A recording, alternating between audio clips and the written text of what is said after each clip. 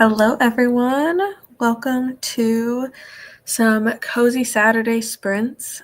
I am very excited to be home and relaxing on this day. It's very overcast outside. It feels very much like winter. So I am excited to be home and doing nothing and be able to read and be a little bit productive on things. When I say nothing, I just mean being home and not having to go places. Hi, Tamara. Welcome.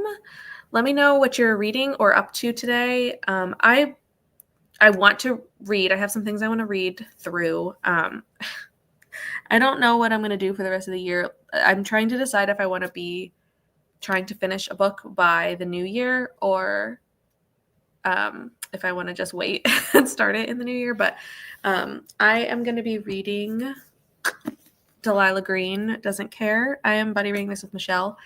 And this is my first Ashley Herring Blake book. So I'm very excited. I'm going to be reading all three of them in a row, which is great. I have read one chapter of this so far. And it's a really good setup, but I'm not far enough to have any real opinions. So I'm going to be reading the first 100 pages today. The one I'm not sure, I need to read Silver Under Nightfall, but it is like 600 pages, and I can't decide if I'm going to be reading that one before the end of the year or if I want to just wait and finish it in the new year because like it's a duology, so I could read both of them in the new year. I don't know what I want to do, but that's my endless debate right now. I also have my craft bin sitting here in case I get to a point when I'm starting a book. I typically try to do more than just audio because my brain needs to get the details worked out first. But if I get to a point where I'm listening and like I'm in the story enough, I might do my plastic canvas, but I'm not quite sure. The Kovu cam. Good morning, Nat. Hi, Brittany. Good morning. Currently looking at plastic canvas kits. I love this. I have fallen into the rabbit hole for sure. It doesn't help that I spent like Christmas Eve and Christmas with my family, and my grandfather is the one who like was really big on plastic canvas, and so he like I inherited his books, his instruction books, but they're all like very old. And a lot of it is stuff that like I wouldn't use or I wouldn't really care to have around. So I've been looking and finding a lot of patterns online that are like super cheap to get the like PDF download. And then I just print them off, which has been super fun. But a lot of these projects are like, there's just so much that I'm like, this is going to take me forever. I mean, I did finally finish my tissue box holder that I was working on. It may be my proudest accomplishment in my entire life because this took me 4 years, mostly just because I kept forgetting that I was working on it. If it was not winter, I forgot it existed, but I finally finished it this year, and now it's got the little like, it's so cute. Anyway, but now I'm like going down the rabbit hole of like getting all these patterns that I know are going to be way too complicated for me to have the patience to do in like a normal amount of time. Good morning. Good morning. Thanks for being here. Listening to Ash and Feather while cleaning and decluttering. I love this. I have a lot of cleaning that I also need to do, but it's a lot of dishes. We got some new Tupperware containers for Christmas, and so like before I put them away, I want to wash them all.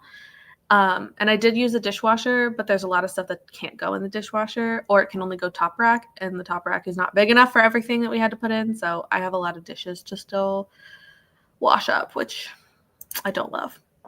Oh, we are doing great. Thanks for asking. We had a bit of a rough patch, like right before Christmas.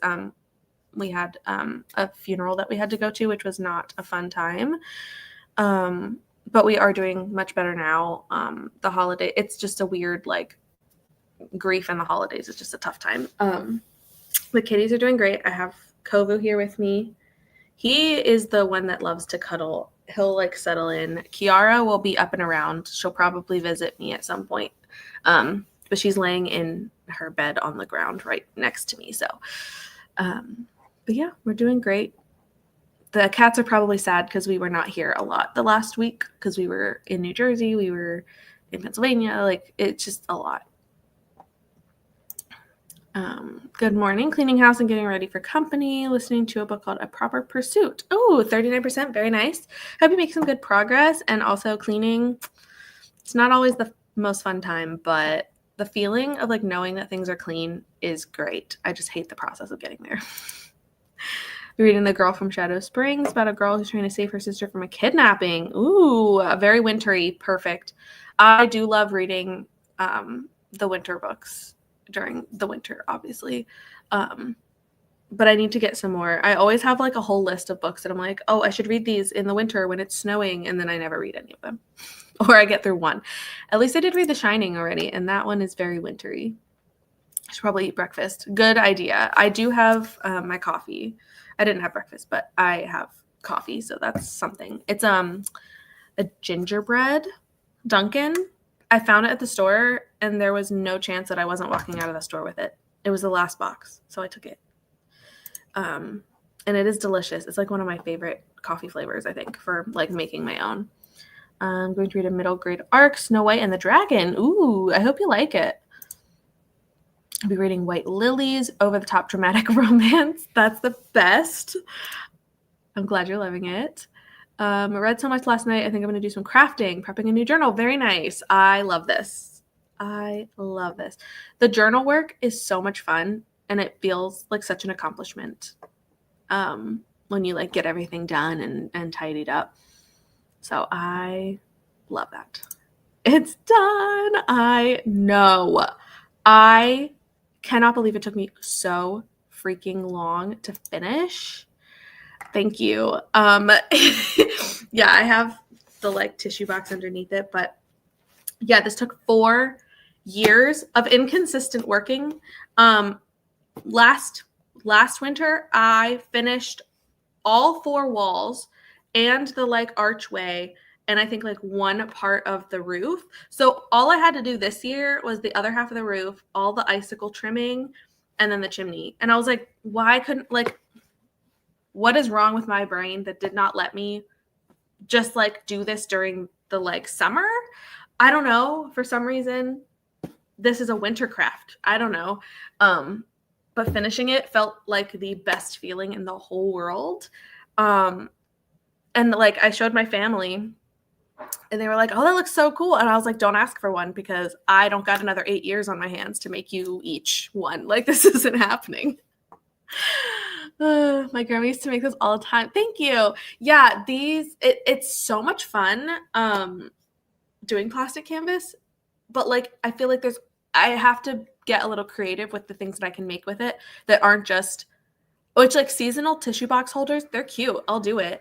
But I want to try to get creative. And a lot of the things that I've seen are like toys or like Christmas Village type things that I'm like, yeah, but I want things for the like during the year. I don't want it to only be winter and like Christmassy stuff. So I have some various seasonal decor things that I'm going to try to make during the year. The problem is getting the motivation to make something seasonal before it's that season, you know? Because like, yeah, I could make like an Easter thing, but if I don't make it before Easter, then what's the point? Because then I don't have it for Easter. Like that's my problem. Or the same with Christmas is like, I should be finishing all my Christmas crafts before it's the Christmas holiday or like the season, but instead I forget that they exist until that season. So it's great. Hi, Dawn.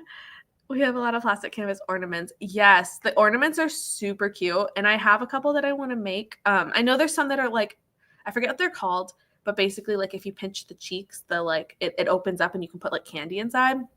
My grandpa made a lot of those. And so we don't have a Christmas tree though because of the cats.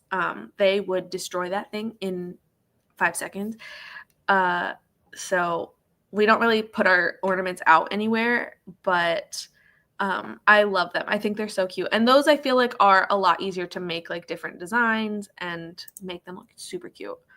Reading How My Neighbor Stole Christmas. Ooh, for an in-person book club. I love this. I hope you're liking it. This one looks a lot of fun. I have not read like very many Christmassy books yet this year. But that one's on my list eventually one day. Please let us know if this is good. The title alone is amazing. Yes, we will need the updates. Hello. My favorite ornament is an outhouse. When you open the door, there's a tiny roll of toilet paper. Wait, that's adorable. I want that. That would be like the perfect gift to give like my dad or like my sisters. They would appreciate it a lot. That's so funny.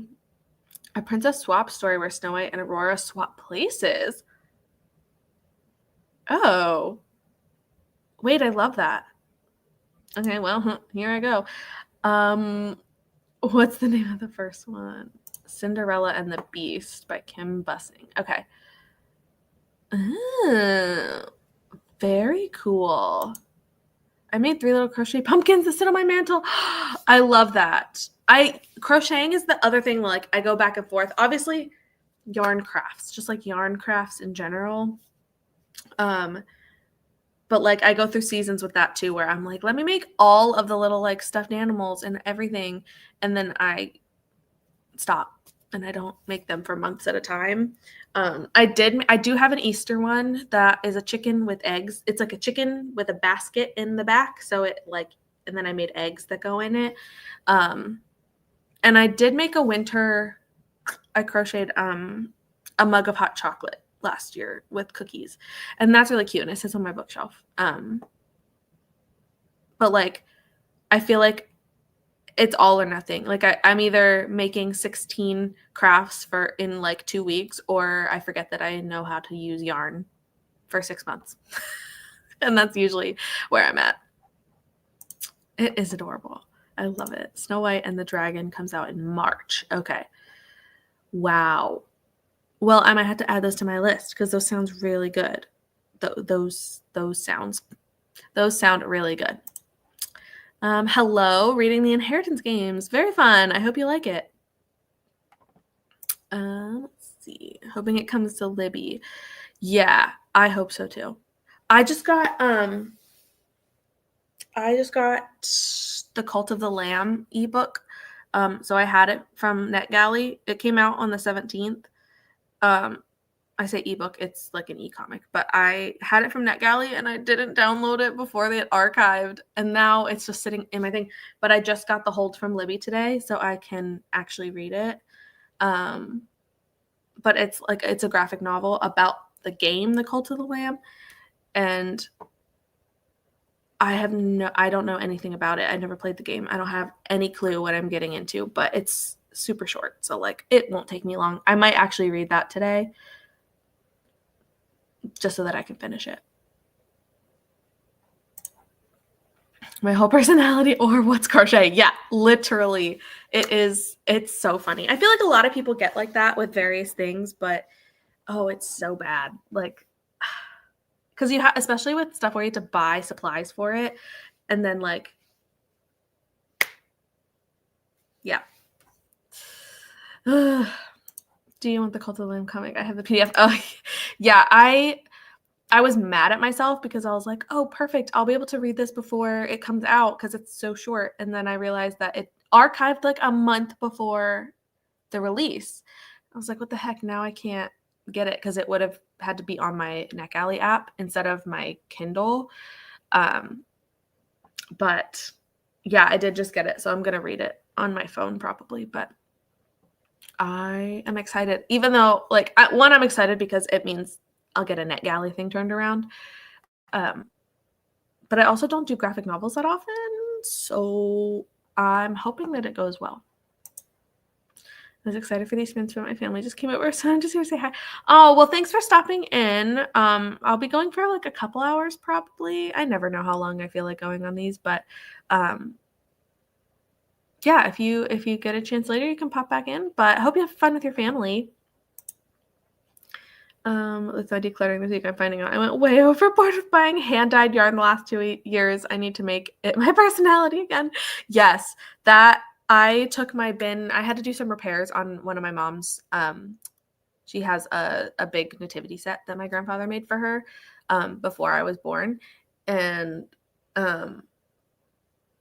some of the pieces were like starting to come apart a little bit. So she asked if I could repair them. I have the instruction book on how to make this stuff. So I was like, yeah, I'll follow the instructions and I'll just stitch it back. So I had to take my entire bin of yarn, and they were looking at me like, why do you have so much yarn?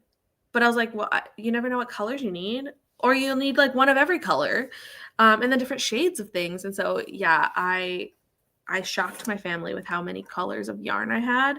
And then I didn't even have the right colors. And that's why I was like, here, this is the problem. You need to take this to the store, color match what you need, and then I'll fix it with the yarn you get. But like, I don't have those colors, and I don't have the items with me to fix it. Ugh. Yeah, they were shocked. And I was like, I would have more yarn if it didn't feel unnecessary, like ridiculous to have yarn without a like project in mind to make with it. You can never have too much yarn. This is valid. Like, I will always use it. I have so much yarn that like I have the options for whatever I want to make, and I will absolutely use them for whatever.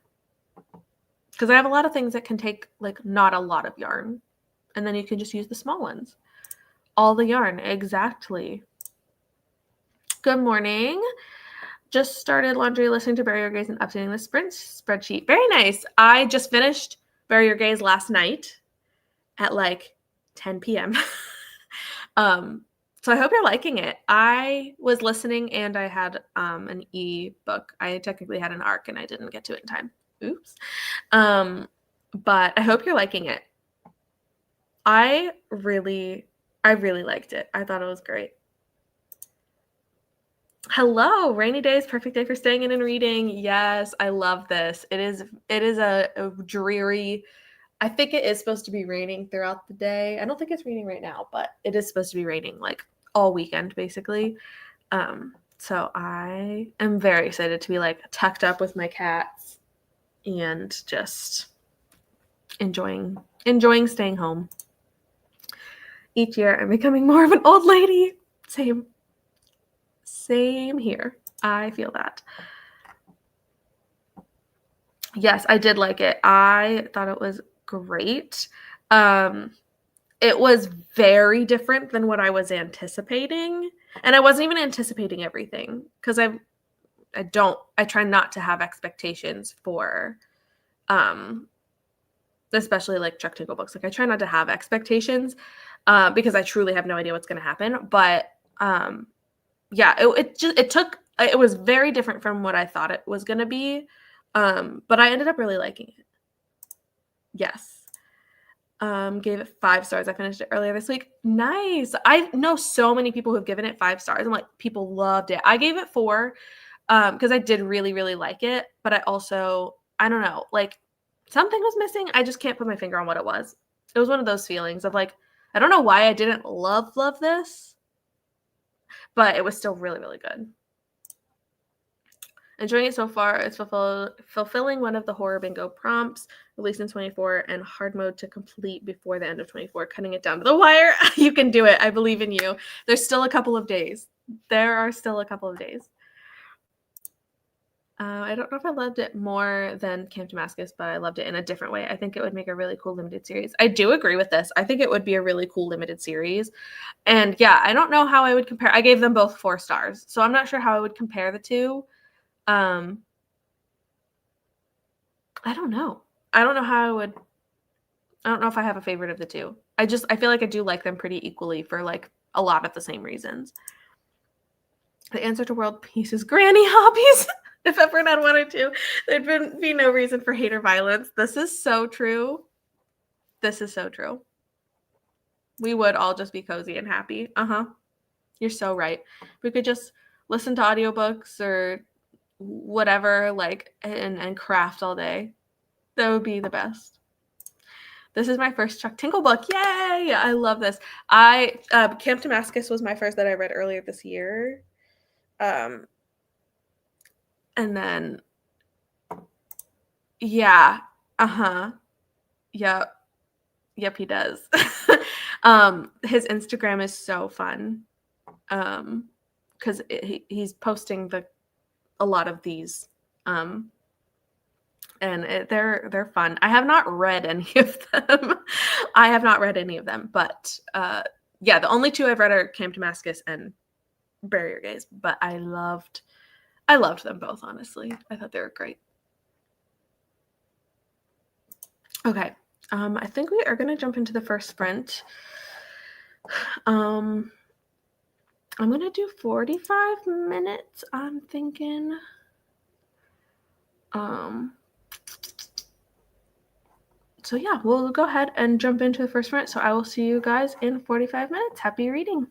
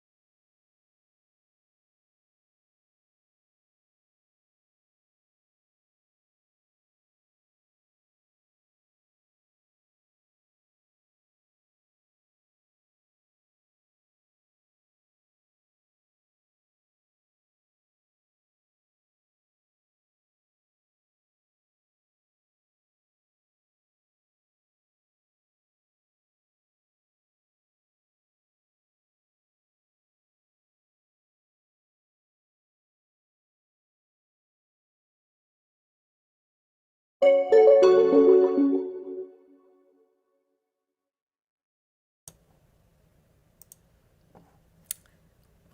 back, everyone.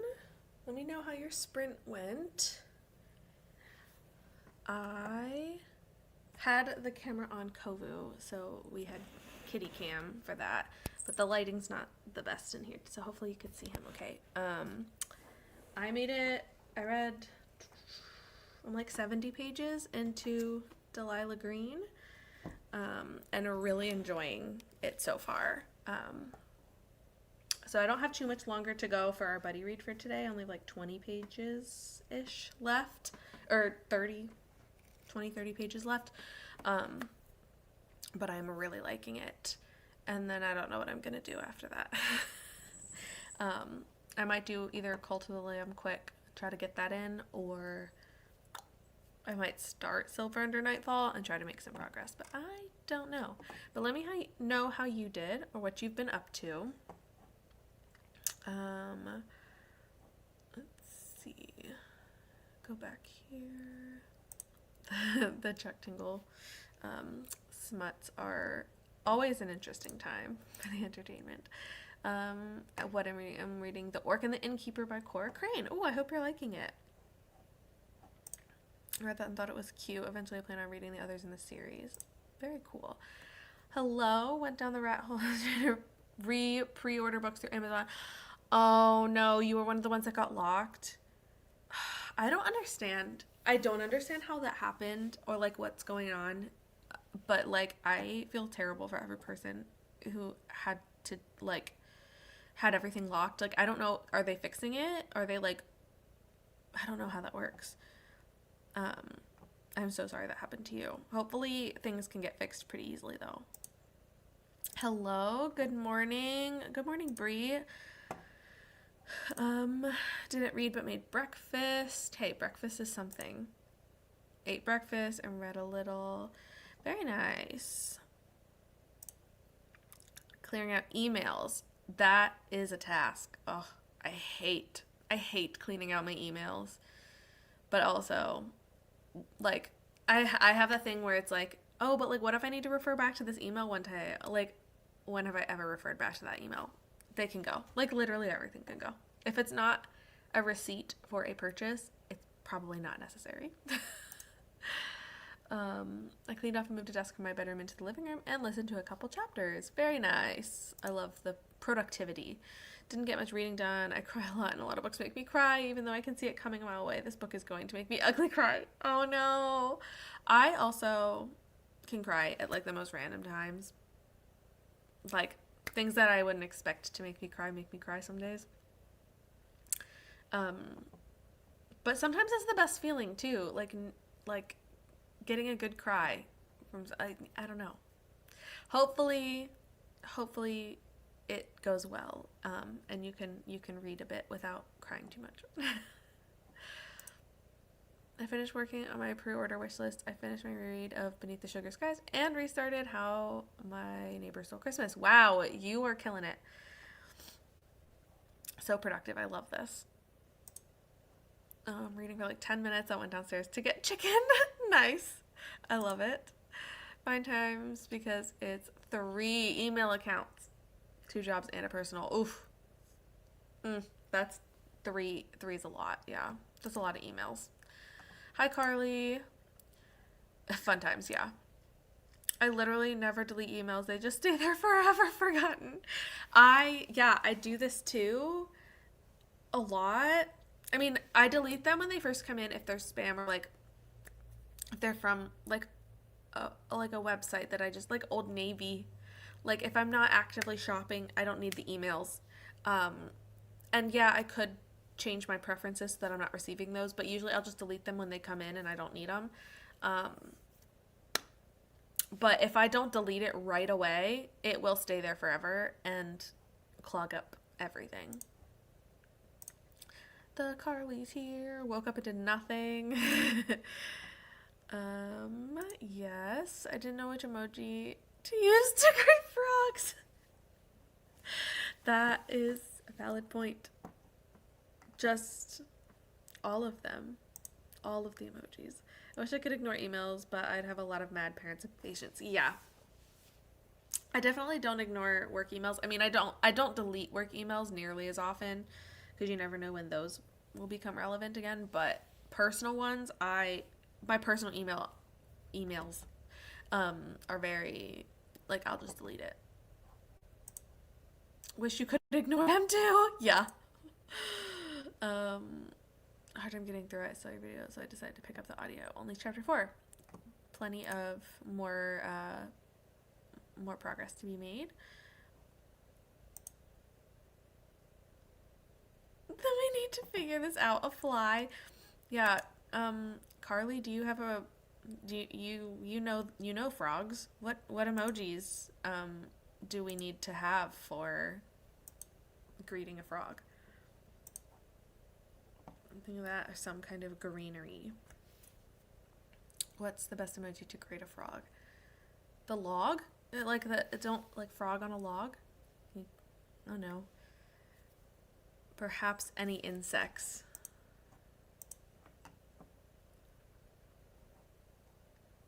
Yeah, I that could work. Frog and the fly. The call and response when Carly shows up with the frog emoji, everybody just sends the tongue emoji.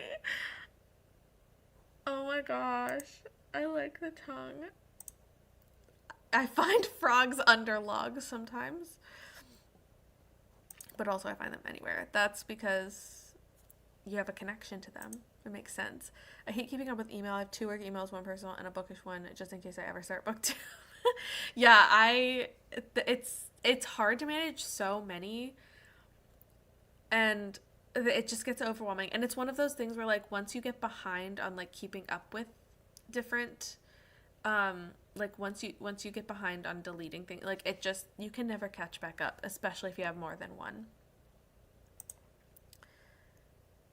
Log frogs. There's so many.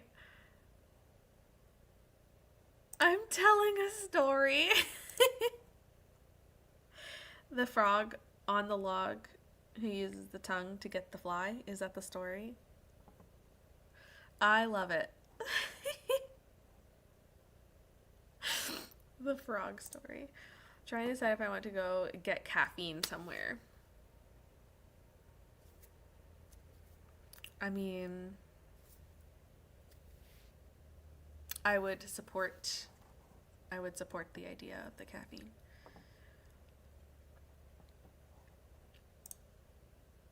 Five-star story. I love it. That is so funny. Putting it back up. This is hilarious. Carly, it's your only chance to get Dr. Pepper before you go back. Yes, good morning. Here's a Dr. Pepper. My family all hates coffee, so there's none here. Sad. I'm the only one that drinks coffee.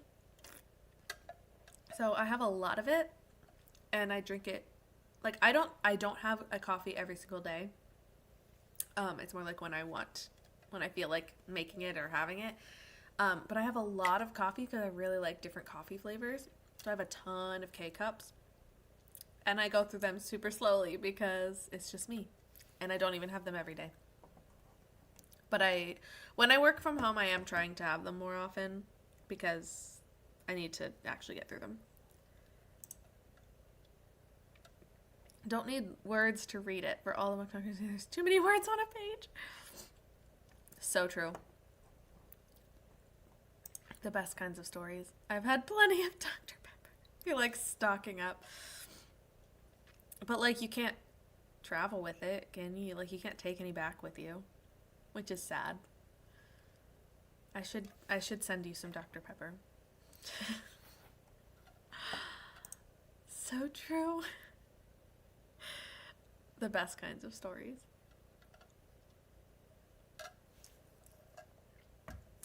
Okay. Well, the timer is about to go off in the background, so I guess we will just go ahead and go right into our next sprint. Booktokers sound like elementary school students and they complain about too many words. Valid. It's true, but maybe it's worth it so that you can have your Dr. Pepper. Okay. I will see you guys in 44 minutes and 39 seconds.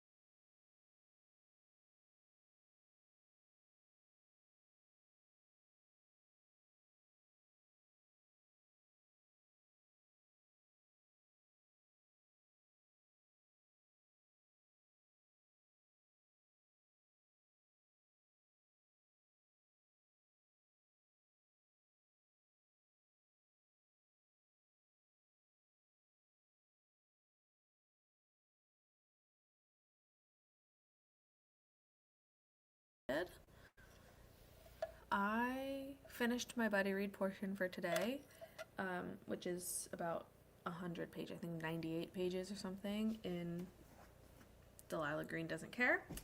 I am really liking it so far. It's fun. It's like a little gritty at times. I don't know. I love it. I think it's a great game so far. But also a quarter of the way through is like there's still a lot of time for things to be happening. But I'm very excited to be reading. And a lot of my reading is dictated by my Libby hold, but I just got the hold in literally this morning for the second one, Astrid Parker, and then Iris Kelly. I have the hold, but I am next in line. So there's like, it's almost guaranteed. Like, I will be getting this book within the next week or so. So I will have all three that I can read right in a row, which is really exciting. Because I love being able to do that with a series, just like knock them all out. And I have a feeling I'm going to want to do that with these books. So let me know how you did in the comments if you haven't already. Kovu is no longer sitting next to me. He's literally sitting directly next to my computer, staring at me while I'm sitting here. And I'm using my mouse, but I'm afraid that he's gonna start seeing it in my hand and start attacking. So let's hope that doesn't happen. But he is staring at my hand at this point. At 94 pages, I would have read more, but my youngest was sitting on my book, so I took a break to play with him. I love that. 94 is great progress, though. Sitting on your book. That's so funny. Got to 48%. Very nice. How are you liking it? Read some, cried some. Hopefully it's good crying, you know? Like, you know, a good cry is like, I don't know. I do love crying at things. Like, when something moves me to tears, that like makes me appreciate it a lot more. So hopefully you feel that way.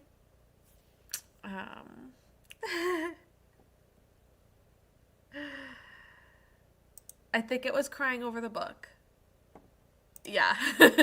I'm fine. This book is just emotional.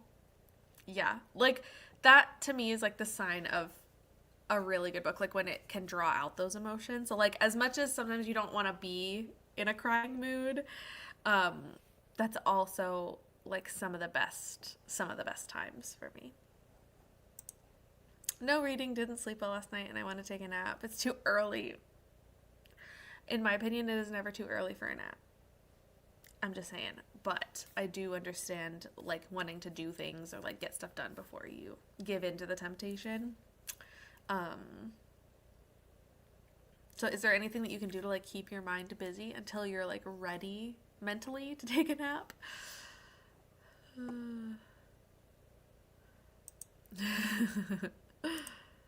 He definitely thought it was hilarious. That is so funny. Sitting on your book. Sending positive vibes for sure. I have high hopes to finish this today. I have a few manga to read as well later. Nice.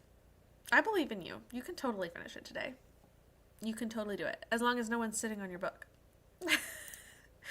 I haven't had a book make me cry in a while, and I feel like I'm due for one. Any Rex? Ooh.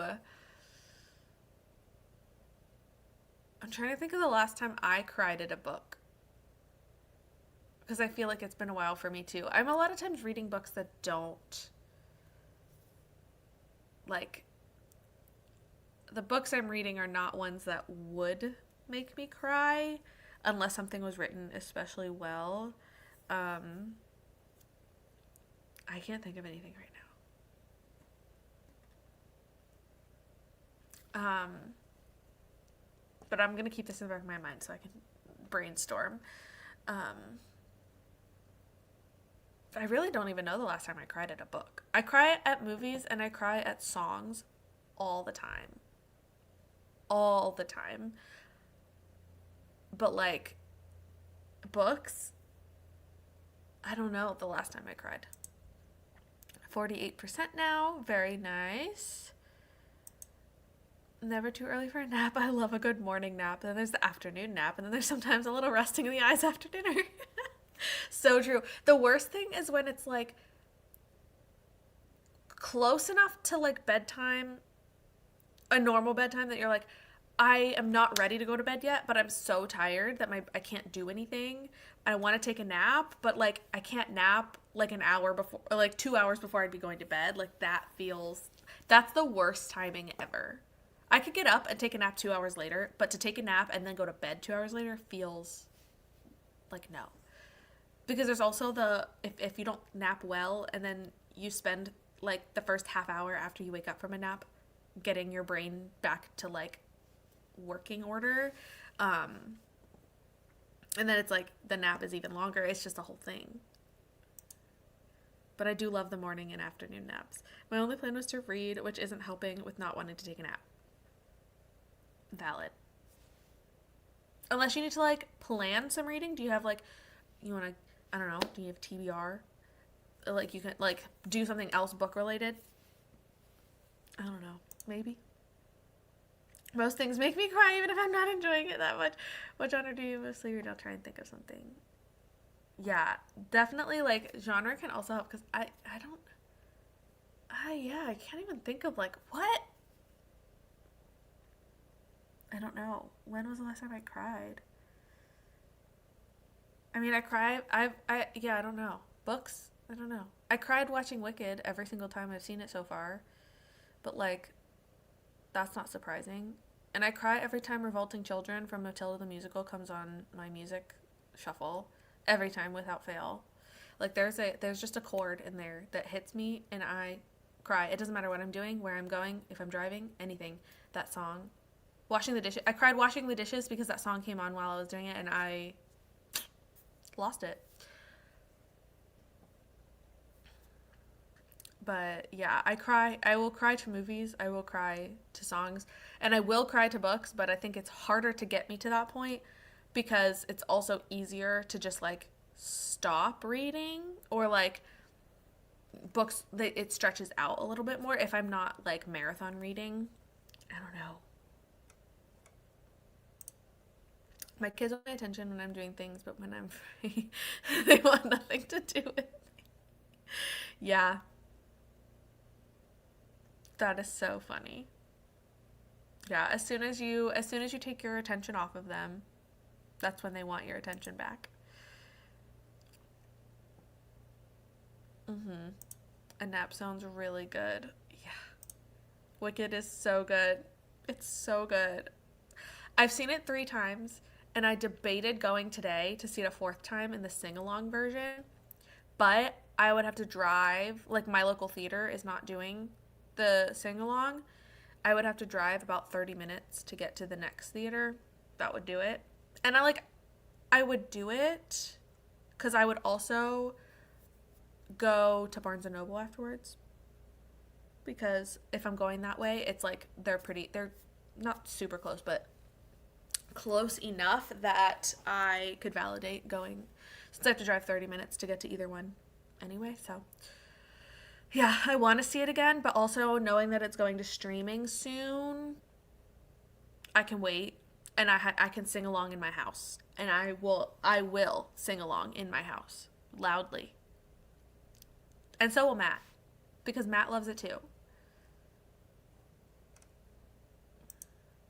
Decided to go to the grocery store, pick up a couple things, and grab a cold Celsius energy. There you go. You got your caffeine.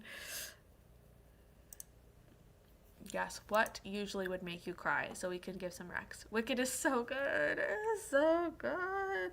Like, I'm just so impressed with the way that they took the stage musical and put it on the screen without losing any of the things that make it so good. Um, it is such a good adaptation. Ate lunch during that sprint and listened to more of How My Neighbors Stole Christmas. Hope you're liking it. I probably should get lunch during my next sprint because I'm hungry and I don't know what I'm gonna eat.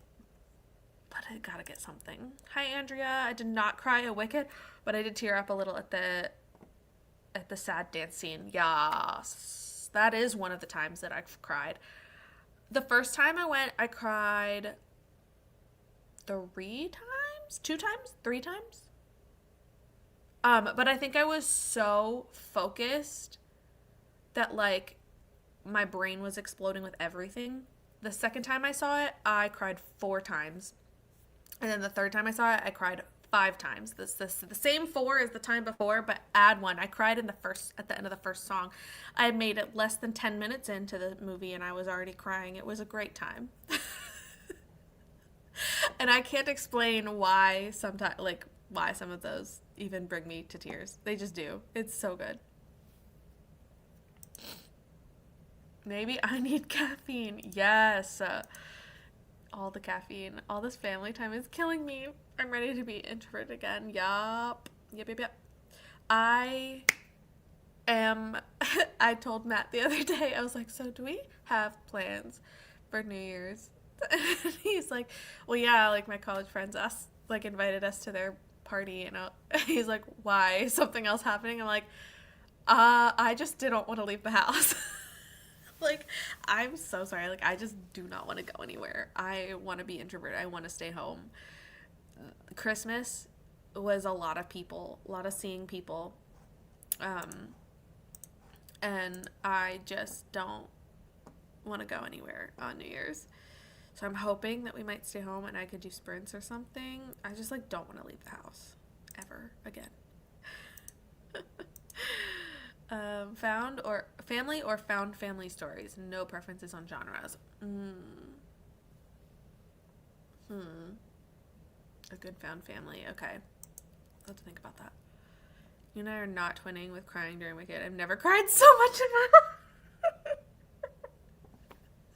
Yeah. Yeah. And when Lexi, Michelle, and I saw it together for the first time, like we all the movie ends and we turn to each other with like tears streaming down our face. So funny. I was fully ugly crying the first time, and then the other times, the second time I saw it, it definitely Defying Gravity just wrecks me at the end every time. But I think the crying got less severe each time, but more numerous. Like I was crying more often, but a little bit less each time. I will probably buy it on the 31st. Yeah, I'm gonna be buying it immediately because I think of nothing else. Like, which doesn't help that all of my social media also is talking about it all the time. So like I get on Facebook, people are talking about it. I get on Instagram, I see posts about it. Threads, yeah. TikTok, my TikTok has been Wicked for the past like month, so I don't have any issues with that, but I can't escape it, which just brings it back to my mind, which makes me think about it, and I just want to keep watching and listening. I've listened to the Wicked soundtrack became my #1 album of the year within a week of me seeing it for the first time. And like the year wrapped stuff, yeah, I'm all everything is ruined because of Wicked coming out. Like all of my things are like, you love this song and this album, and I'm like, yeah, I do. Yeah, I do. Forgot about Sprint. I'm behind it. 2 times speed. I love crying is something I can agree with. Yeah, I honestly like sometimes crying just is great. Like it's just like a reset. It's a nice reset. It's obviously not always good, but I did not cry. I am heartless. Sad. I don't think I've ever cried it with a book, but movies and songs get me good. I've definitely cried at books, but right now I'm like really struggling to think of. I would have to like go through all of the books I read this year and figure out like which ones brought me to tears because I don't remember if any of them did. Also, I cry when I laugh. Like I laugh so hard that I cry, and that has happened a couple times, I'm sure. I'm so mad that we were supposed to be getting the Blu-ray in March, and now I have to wait till June. That's rude. Why do I have to wait till June? I'm mad now, too. House in the Cerulean Sea, it's a happy cry type of book. Oh, that's so true. Did I? Wait, I think I did cry at this one. Now I'm trying to remember. I think I cried. I read this one in September, and I feel like I might have cried. I would have to look back. I'm pretty sure I would have put it in my review if I cried. Because I usually do admit to that in my reviews. But, like, I can't remember, but I think I cried during that one. That's such a good point. Already read it. Also, very impressed with how well they translated to the screen. I was worried. I think a lot of people were worried, but, like, the casting was perfect. The, like, set design, perfect. Costuming, perfect. Everything. So good. And when I tell you that I will never be emotionally prepared for part 2, like, I don't know what I'm going to... I'm not responsible for the person I will become when part 2 comes out. And I am forced to be in public when I witness As Long As You're Mine, No Good Deed, For Good. I'm gonna be destroyed. I'm gonna be destroyed, and I am okay with that. But, like, I'm not responsible for the person I become when that happens. Rude of my tear ducts not to cooperate. So true. I started crying before the movie started. There was an ad that was Wicked related. Amazing. Amazing. Yeah, I started crying at the end of No One Mourns the Wicked. Like, I don't know what happened to me. So rude. I cried during the dance scene. I'm Not That Girl. Yep. One in the Emerald City. Yep. And Defying Gravity. All of... Yes. The only one I did not cry during One Short Day, but I did No One Mourns the Wicked, The Wizard and I. Every single time I've seen the movie, I've cried at The Wizard and I in the field. And then the dance scene, I'm Not That Girl, and Defying Gravity. I think those were the 5 this most recent time. It was literally last Saturday. Has my heart become hardened and dead? I hope not. But also, maybe. Nat just cries all the time. Being called out. I love this. I'm not crying now. So good. So good. The chills. You will. I love this. We went to one side of the family for Christmas Eve and then had my dad's side over at our house on Christmas, and it was so many people, which is exhausting. That is exhausting. So many people. Oh, and Hugo. Yeah, I totally understand this. That, like, I love the holidays, but also, like, it's a lot. I have become very introverted over the last couple of years, and, like, too many people is just a lot. It's overwhelming. No, I'm not. I will say I was never more stressed or conflicted during Dancing Through Life because Jonathan Bailey's performance was so good, but what he was doing to the books was unforgivable. Yeah, there was a lot of... When he kicks the... when he, like, punts the book, I was like, oh, that hurt. That hurt. But also it looked so good. Like, all of it. That whole song. Part 2 will get me. Yep, it will. Yep, it will. I want the rotating bookshelves. Same. But also, I don't, because I would die. Like, I would not. That wouldn't work. I feel that would be very dangerous for me. Yes to everything you just said about Dancing Through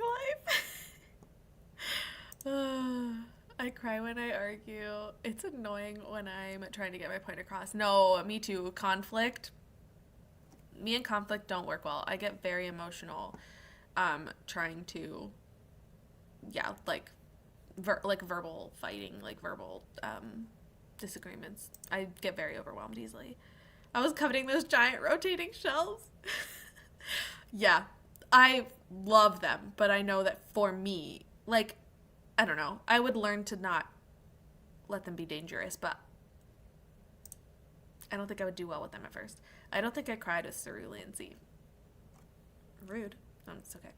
But yeah, I think with this one especially, the audio and physical combination being, like, more immersive just, like, sent me, because that audiobook is one of my favorite audiobooks to ever exist.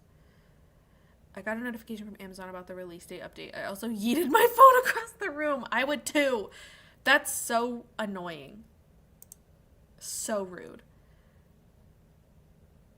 Ooh, Shark Heart. That one, I don't think I did I cry at that one? That one is a valid. I can't I haven't read the other two. But Shark Heart was an emotional time. I do remember that one.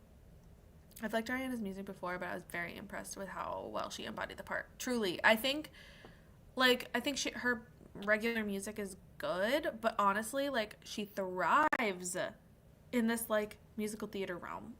Like thrives. She's so good. I loved both of them. I need to rent out the entire theater and watch it by myself. I'll just be crying. Yeah. Like no one else can be here to watch this. But also we're all watching like nobody's watching each other. Like nobody's looking at you crying because they're all too busy crying themselves. Bunch of blubbering idiots. I'll be there laughing at you. Rude. Nat says you're not a Wicked super fan unless you start crying during the trailers. True. Also, the trailers were different every time I went to see it, which was like really weird. Because I thought the trailers typically were the same, like for like any given movie. But every time I saw it, there was like a different combination of trailers, which was weird.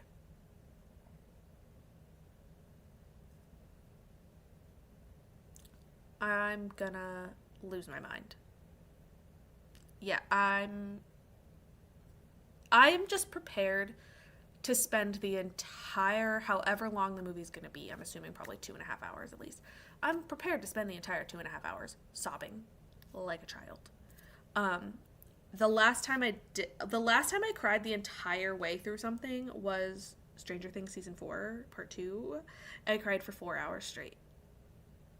And I also had COVID at the time. So I was dehydrated and I was crying for 4 hours straight. And then Matt came home from work and then he wanted to watch it.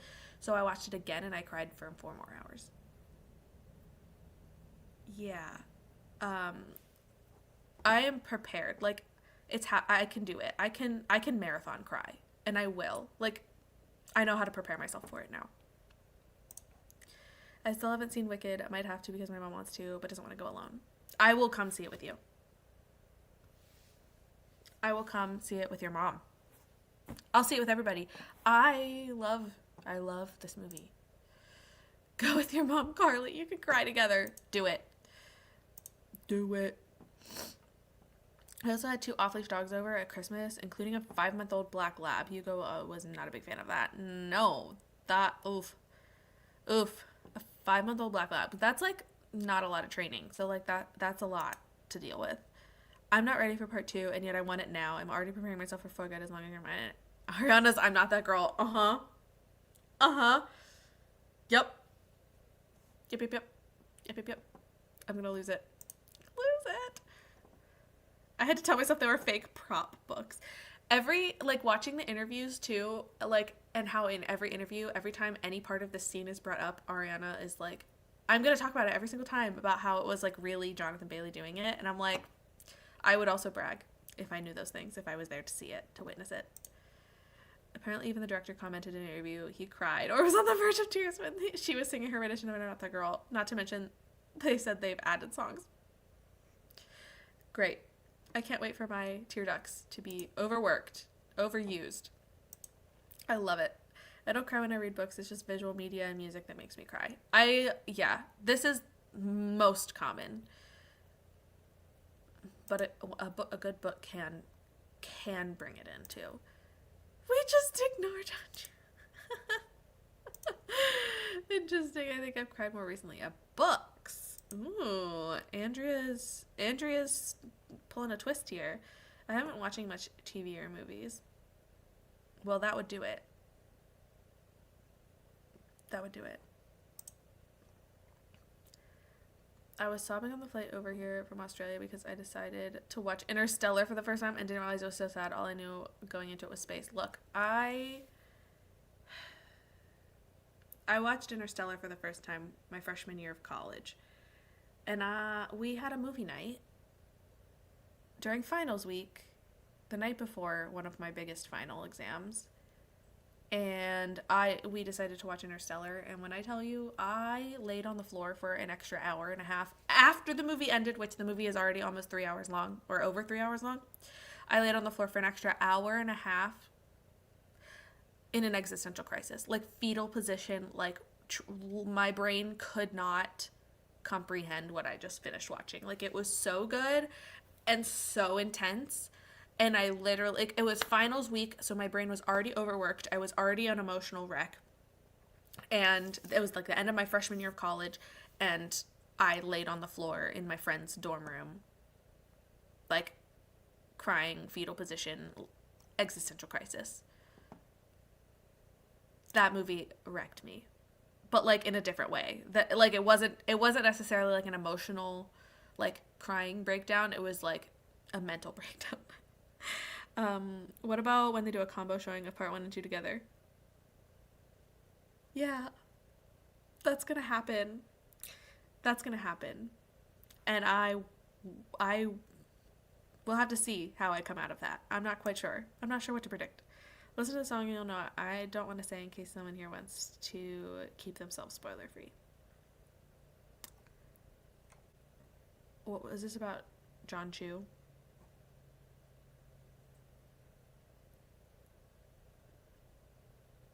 Oh. You're talking about Ariana's version of I'm Not That Girl. Because, yeah, I cried for most of the movie. Oh my gosh. All the Max stuff had me sobbing as well as Stranger Things. I was a mess. It was terrible. Like I was ugly crying. I'm not even kidding. I it might have even been this exact blanket that I was like fully sitting like on my couch like ugly sobbing into the blanket. I had to wash it immediately afterwards because it was disgusting. Like I literally sat there like this the whole time and was ugly crying. Like waterworks. Not just teary-eyed like blinking back tears, like fully face red. I also had because I was sick that week and I didn't have a lot of appetite. I literally had a like large bowl that I had made some pudding. So I was like eating pudding and like crying into my pudding. It was a really embarrassing time, but I was home alone at that point, so it was fine. But like embarrassing. I saw Interstellar for the first time earlier this year and I also cried a lot. It's a time. We will need to hydrate during part two. But yeah, here's the problem. If you hydrate too much, then you have to pee and there's no good time to go to the bathroom. You can't miss it. Like, truly, I believe that there is not a good time to go to the bathroom in the first one. Like, there's not. Interstellar is so boring that I never finished watching it. To be fair, I think if you are not into that vibe, in general, I do think that this would probably be boring because it's very mind bendy, spacey, and I get it. But also, it is so freaking good. Nah, that is the hottest of takes. I question our twindom. So sad. I also guessed how it was going to end, looked it up to see if I was right. Rude. I had no idea how it was going to end, clearly, because then I spent an entire hour to an hour and a half trying to process it on the floor.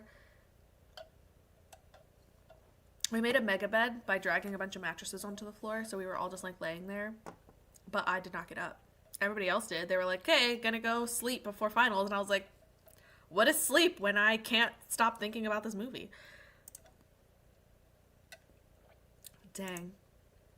I could see that. I told my mom she probably would hate watching Interstellar. I do think that there is definitely an audience for and against it, but I I was both. I think I was both. I was the right and the wrong audience. Or right audience, wrong time. I don't think I should have watched it during finals week. Because I think that's what had me losing my brain. A lot of Lost gets me fully face crying as well. No comment. I have a very vivid memory. Like, you know how there are just times from your life where you can think about it and it literally feels like you are there again, like re experiencing it?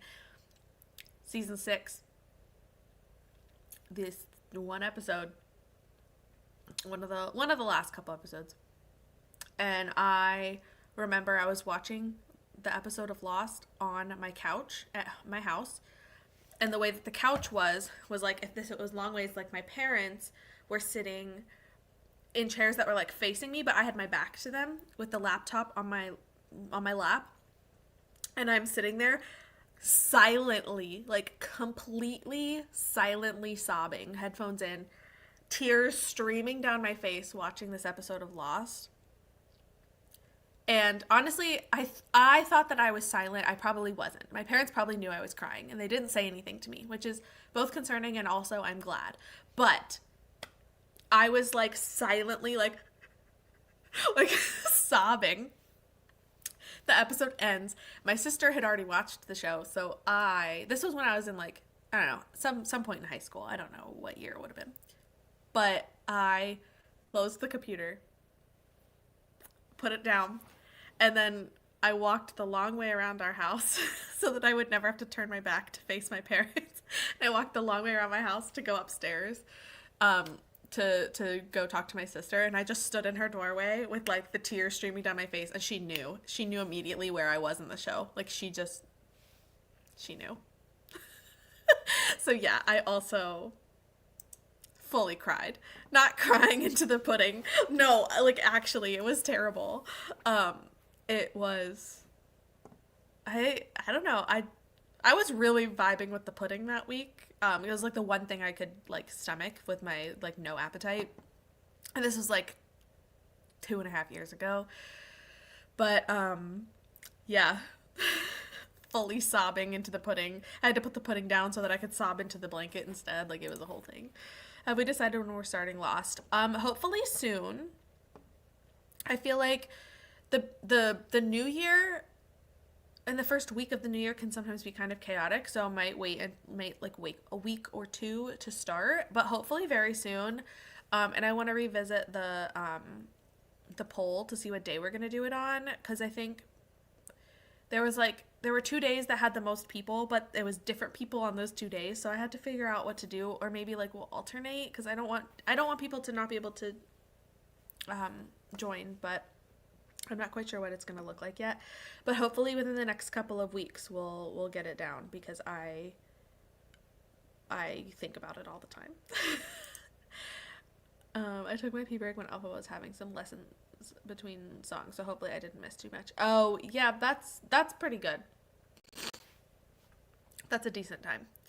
And I don't think you probably didn't miss too much, especially because like the bathroom breaks don't take that long, right? But still, I refused to leave the theater. I did leave the theater when I was watching Gladiator 2.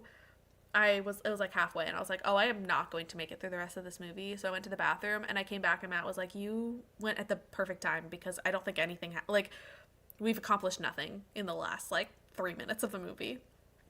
But I usually don't try. I try so hard not to be able to go.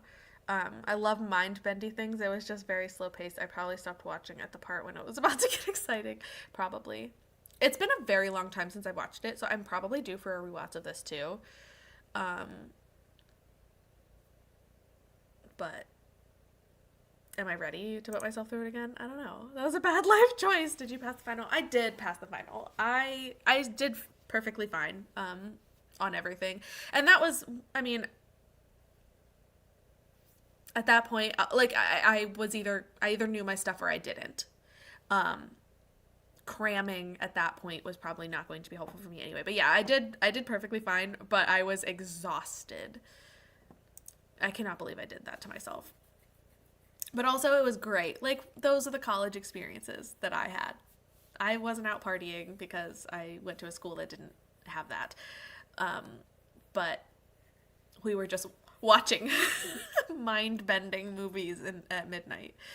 I also thought Inception was good, but not as good as people say it is. I just think the director's movies are not for me. I actually don't think I've ever seen Inception the whole way through. I think I saw part of it, but I don't think I ever watched the whole thing. So maybe I should do that at some point. I'm disappointing the Twindom Dreams. You're just on probation. Of course, all the ending episodes of season 6 of Lost, but one particular episode near the end.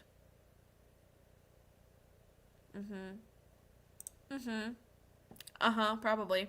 And it's funny because Matt just out of the blue the other day, we both watched the show. We watched the show together a couple years ago.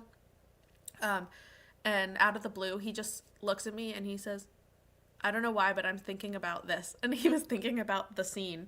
And I was like, I'm so sorry. Why would that be the thing that you're thinking of right now? It was real good.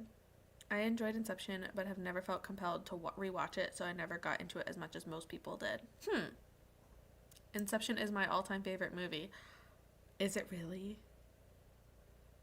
Okay, well, I guess I need to watch it then. I liked it. Isn't that enough? Has anyone ever seen The Dollmaker with Jane Fonda? It's my ugly cry movie and so good. I haven't, but I'm in for an ugly cry session. That's wonderful. I wouldn't describe any part of Interstellar as exciting. It's just straight up sad. I don't remember being overwhelmingly sad watching it. But maybe that's because I was too busy trying to like comprehend everything. And maybe I was crying beforehand because of finals and I just cried. I don't know. Inception is a good movie. That is good to know about Interstellar. All right, I'm off to another family board game. Have fun. Have you watched the show From? No, I haven't. And it's on my list because I know of Mel's watch along. It's on my list and I am meaning to get to it at some point. But I haven't. And yesterday I went to look it up on my Apple TV and it was not interpreting, like Siri was not doing well. I'm trying to make sure that I didn't actually conjure it by accident, but I was trying to like do the voice search and every time I said it, it was like, we're incapable of doing that. And I was like, what do you think I was asking you to do? Like, I wasn't asking you to do anything. I'm just trying to find this show. So I did not find the show. What is it? Where is it on? What streaming is it on? Because that'll help me look it up later. But I did mean to add it because I wanted to add it to my watch list so that I wouldn't forget about it. But I have been thinking about it for a few weeks. Like, I know it's on there. I just have a couple of other things to get through. I've been watching Yellow Jackets, and I just got to season 2, like, yesterday. And I need to finish season 2 by Valentine's Day, because that's when season 3 comes out. And then there's another show that I want to start watching Dexter so that I can watch the new Dexter, because it has Patty Gibson in it. So I need to watch Dexter at some point. But I have this, so that works. Okay. I'll be able to get that pretty easily.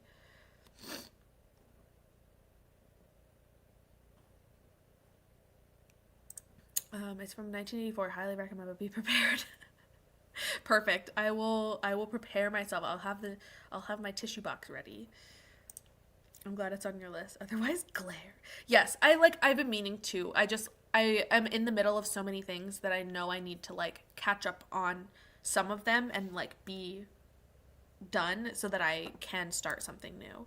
Because I'm also rewatching The Artful Dodger, and I've been rewatching it since the day that they announced it was going to get a season 2, and I'm still halfway through. Like, I haven't finished that yet. I think I maybe have like 2 episodes left of it. Like, I just need to finish it. I just haven't. But I need to because I can craft while I watch. So, like, maybe I'll do that later today. I have the sudden urge to rearrange my bookshelves. Do it. Also, I love it that it says javelin. Javelin. Javelin. That's hilarious.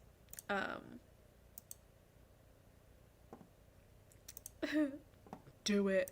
I binged From over the weekend. I already want to rewatch it. That makes me excited. Okay. I will try to watch it as soon as I can. I want to finish. Yellow Jackets is the one that I'm like, because those episodes are long, and I'm assuming From has what's his face, right? That's the one with I know I've asked that before, so I'm pretty sure I'm right. But Harold Perrineau, yeah, he's in that one, I think. We definitely talked about this because we talked about it with him in Criminal Minds too. We all have javelin urges. Yes. Going to lunch and more shopping with Mom. See you all later. I hope you have the best time. I should definitely go into another sprint because I'm hungry. I need to eat food. Um, so maybe I'll put on an episode of something and eat and craft for the next sprint instead of reading, even though I have so much that I need to read. I also want to film a video today because I have a lot of books to haul, like a lot. Um, so I'll probably get ready for that too. But I hope you have fun. Have a good lunch and shopping. Yes, he is in it. Okay. Okay, let's. I forgot to stop this earlier, so I'll reset it for an extra minute and a half. So we'll do another sprint. I don't know how many I'll do after this, but for now we're gonna do 45 minutes because I want to get some lunch, and I'll put on a show. I won't get through the whole thing, but that's fine. So yeah, I will see you guys in 45 minutes.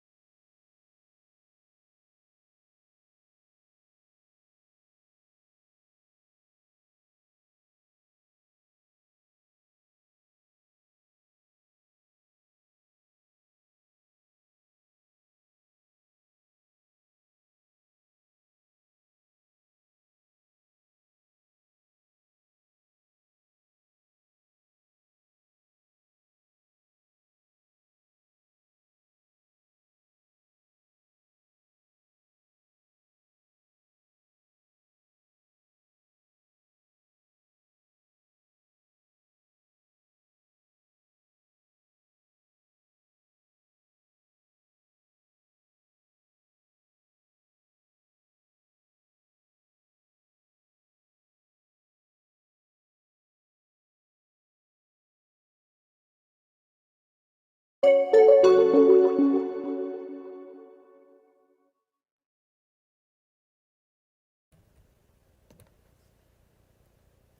everyone. Welcome back. How did your sprint go? What did you guys get up to? I ate lunch, which was leftovers from Christmas. We had ribs, barbecue ribs this year instead of like ham or turkey, and it was delicious. So I had some leftovers for lunch.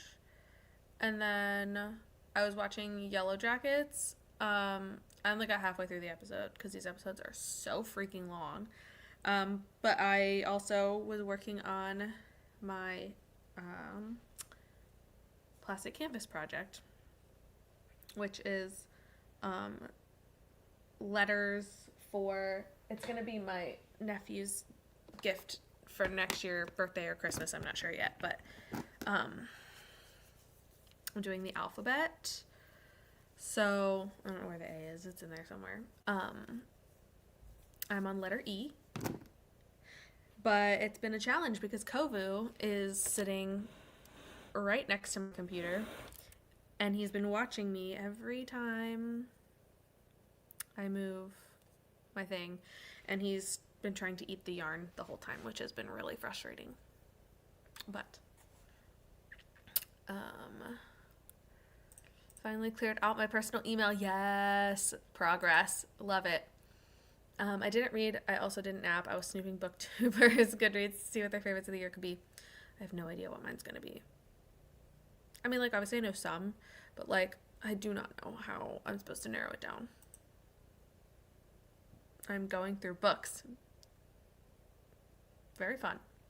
What are you going through them for? Like, looking for anything specific? For no reason, I'll pick a number 1 to 4, 2.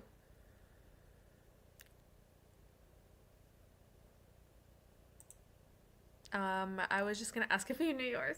Yeah, it's been really hard. I haven't had a lot of time. This past week has been very, very busy.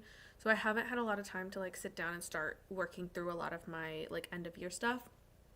So I'm still working on doing those lists. Also because, like, I could potentially find a new favorite in the last couple days of the year. I probably won't, but I could. And so I'm afraid of, like, making the list too early. But, like, it's 3 days away. Like, it's not too early. It's not too early anymore. I just need to go through my 5-star reads and figure out what I'm gonna do. I'm not quite sure what I want my process to be, because I'm doing top 5s by genre and I'm doing my top 10 overall. And I don't even have 5 of, like, every genre, so that's going to be hard. But I have, like, way more than 5 of a lot of them, so narrowing it down is going to be the end of me. I am rearranging my living room. That sounds like a lot of work, but also can be fun. I do love rearranging things. Not the process, but I love the after, like, the results. Of any of your favorites, what would you recommend to me? Ones that you haven't already read, because here's the thing, I feel like most of my favorites are probably ones that you've already read. Gosh, I don't even know.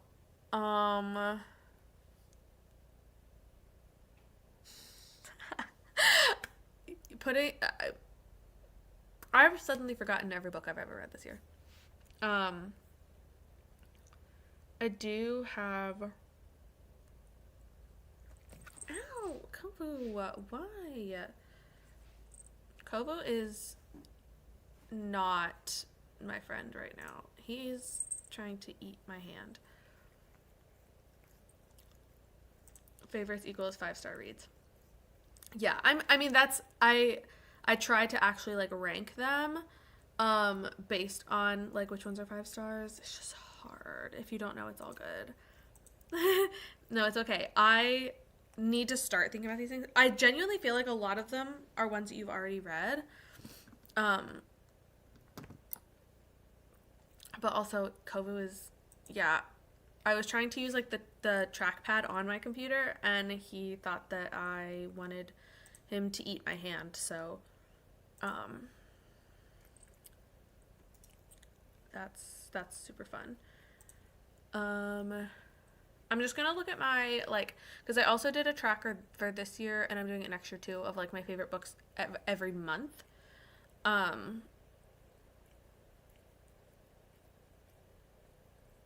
uh, uh, panicking.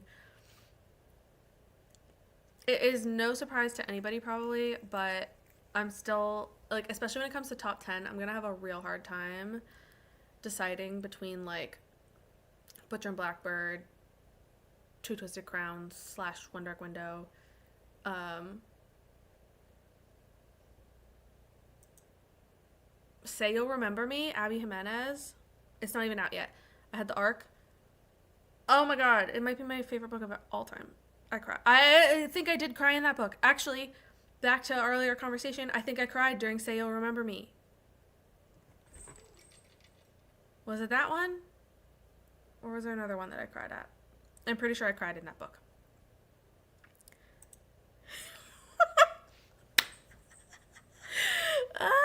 Yeah. I think it's definitely going to be top 10. It's going to be top 10. I don't know the ranking within top 10, but that book wrecked me. Um, sad. Sad. Yeah, honestly, I think I loved them both, but I loved Two Twisted Crowns more, and I'm not sure One Dark Window would make the top 10, because I've read a lot of really, really good books this year. But if I was going to put them on, I would put them on the same line if I thought One Dark Window deserved a top 10 spot, which I'm not totally sure. Because I have, like, House of the Cerulean Sea, Ember in the Ashes. I also really loved that one.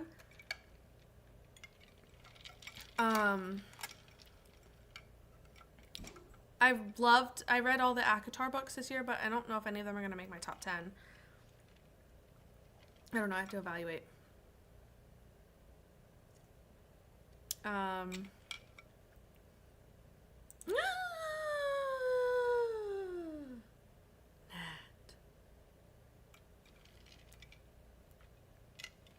had a new book boyfriend after that book. I was kicking my feet, giggling. Like, it was actually so bad. This was like February, I think. March. Nope, I read that one in March, apparently. Because it was my favorite book of March.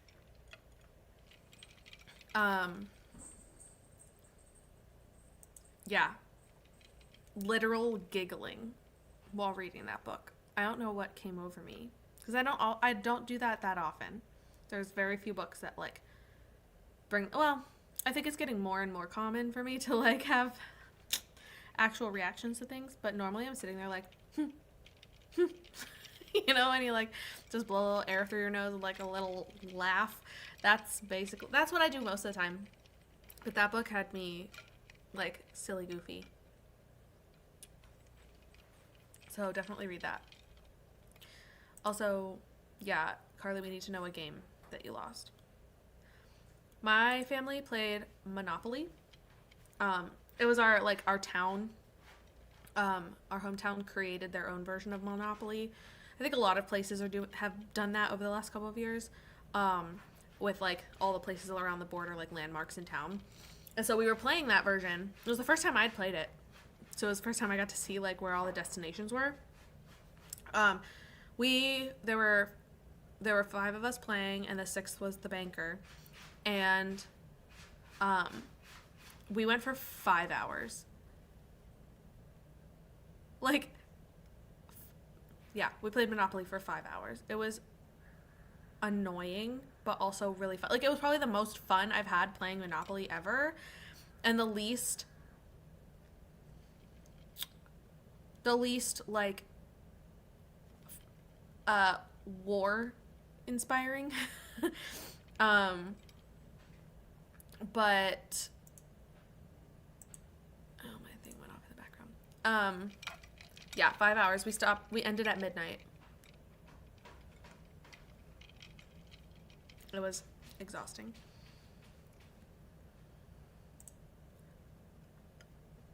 The game is called Sagrada. It's a dice game about stained glass. I love stained glass.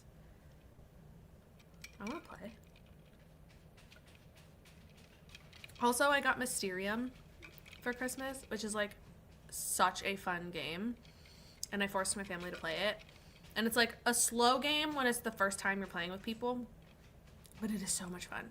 And I got Mysterium and I got Mysterium Park, which is like not an expansion. It's its own separate game, but like same thing, different setting. And I loved it. Okay, I have some options. Game Gods Play, Two Tokens North Number Around the Sea, The Shining, or I Can't Find You. Yeah. So 2 of those were actually 3 of them, because 2 of them I read in December, and one of those will be my favorite of the month probably.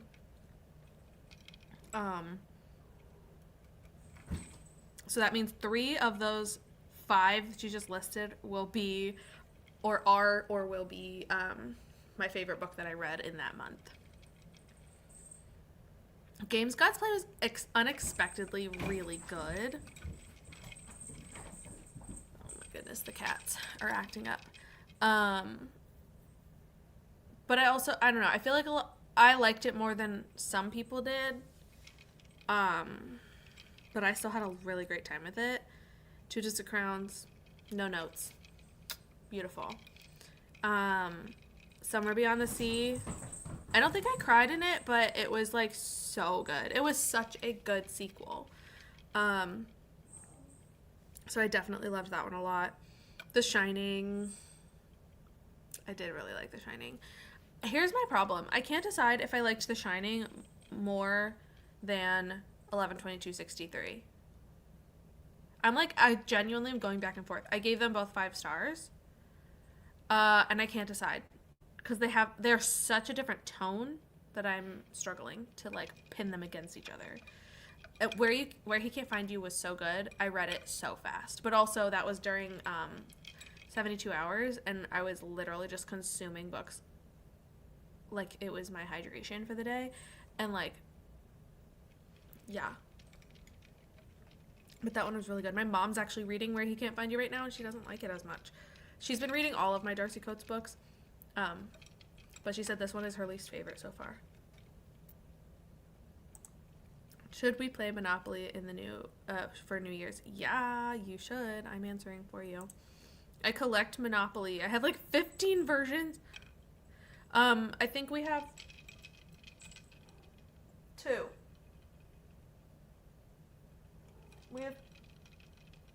I own 2 versions. I have Lord of the Rings Monopoly, which is the one I also grew up playing, and it's fantastic because it has a shortcut to end the game faster. And then we have the Lion King Monopoly as well. Those are the only ones I currently own. I think we're going to play Hues and Clues next. Ooh, that's a fun one. We played that last year. I got that for my sister for Christmas like a year or 2 ago. It's a lot of fun, but you have to have creative people to come up with creative ways of describing things. My brother has a year goal to play 100 board games, and he's up to 95, so we're trying to get him to the goal. I love this. Board games are so much fun. The problem is, like, as someone who doesn't want to leave the house that much, I don't really have people to play board games with. I have one, like, my family sometimes will play, or we want to play, but, like, sometimes it's hard to get the right number of people. But I have one friend group from the Renaissance Fair that we hang out strictly to like play board games occasionally, which we haven't played in a long time, and we need to do soon. But that group is how I've learned to play a lot of the strategy games that we have. And I want to have like a board game group, like a book club, but for board games. I want it, but I also don't want to have to go anywhere. I have faith in your brother. Me too. You got. There are shorter games out there. Play Coup. Coup is so fun. I think Coup is the one we played.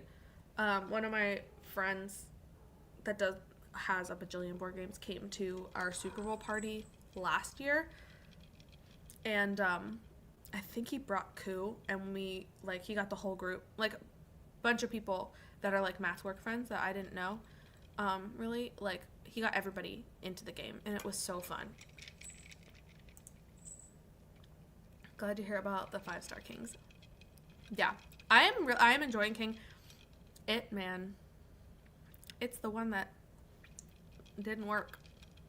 But yeah, The Shining and 11/22/63, I really don't know how to pin them against each other because they're so different. And they're like horror for different reasons. So, I don't really know.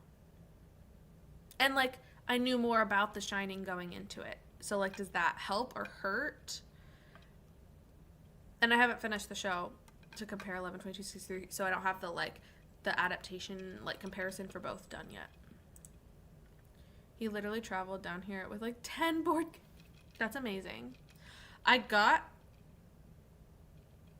2, and then my sister got 2, I think, as well.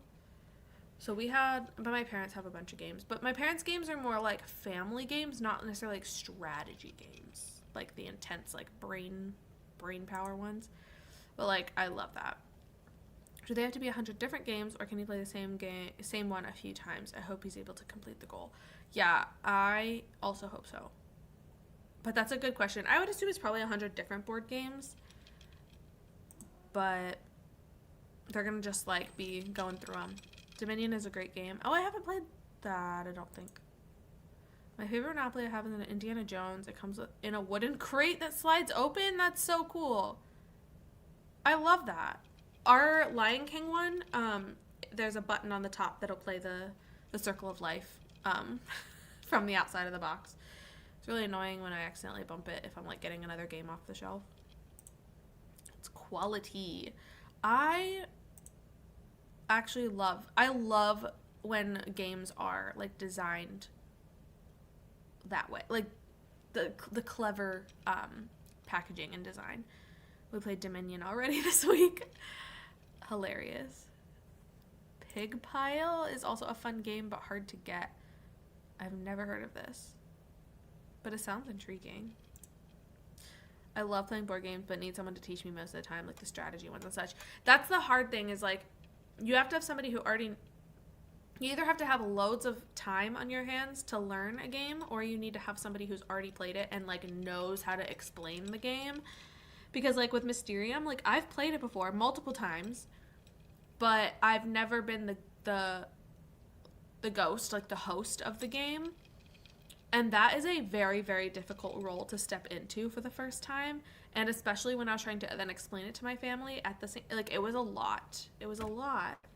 And eventually they did end up having fun with it, but at first it was very slow moving because I had to try to explain it while also figuring out the new role that I had never been in before. But it was a lot of fun. I went to a board game cafe once on a vacation trip, and it was the coolest thing. One, because or it was a cafe bar because there was drinks, a bar, but also the whole place is designed for people playing board games, and in the basement they had dungeon style. The rooms were designed to feel like a cave or a dungeon, usually for D&D kind of stuff that you could rent out. And so we were playing, and the bartender, we were the only group there. So the bartender, when he gave us our drinks, and he was let me know what games you are interested in, and if you don't know how to play them, I can explain them.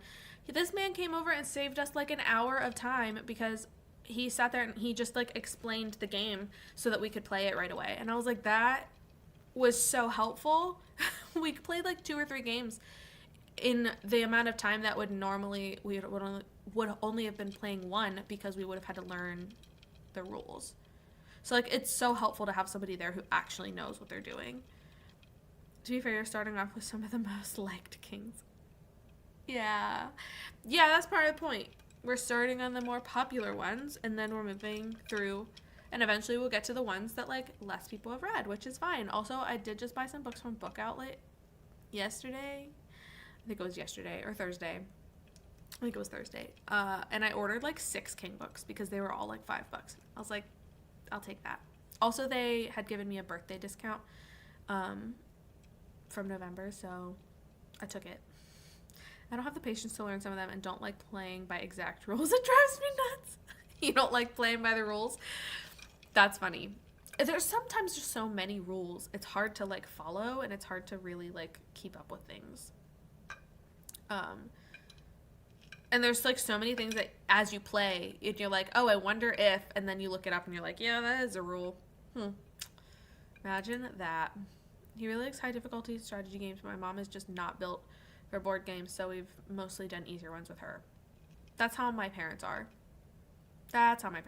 They could not do to do a really hard strategy game, they'd be pretty, like, it wouldn't work well. My sister and I really like strategy games, and we have a lot of strategy games, and she has a board game group that she had, like, friends that she gets together with, but I do not.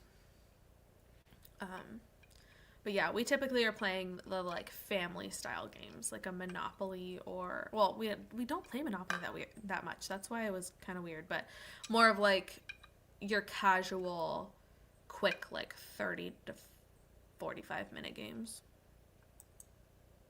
Popular ones to get us hooked. That's right. I made a Stephen King spread for our buddy reads. Yay! I need to do that. So my journal, I started off the year like not doing like spreads yet. Or, well, not doing like themed spreads. It's all of my like tracking stuff. And then as I go, I'll start creating, because mine's on Canva, so I will start designing like a Stephen King page, which I need to do.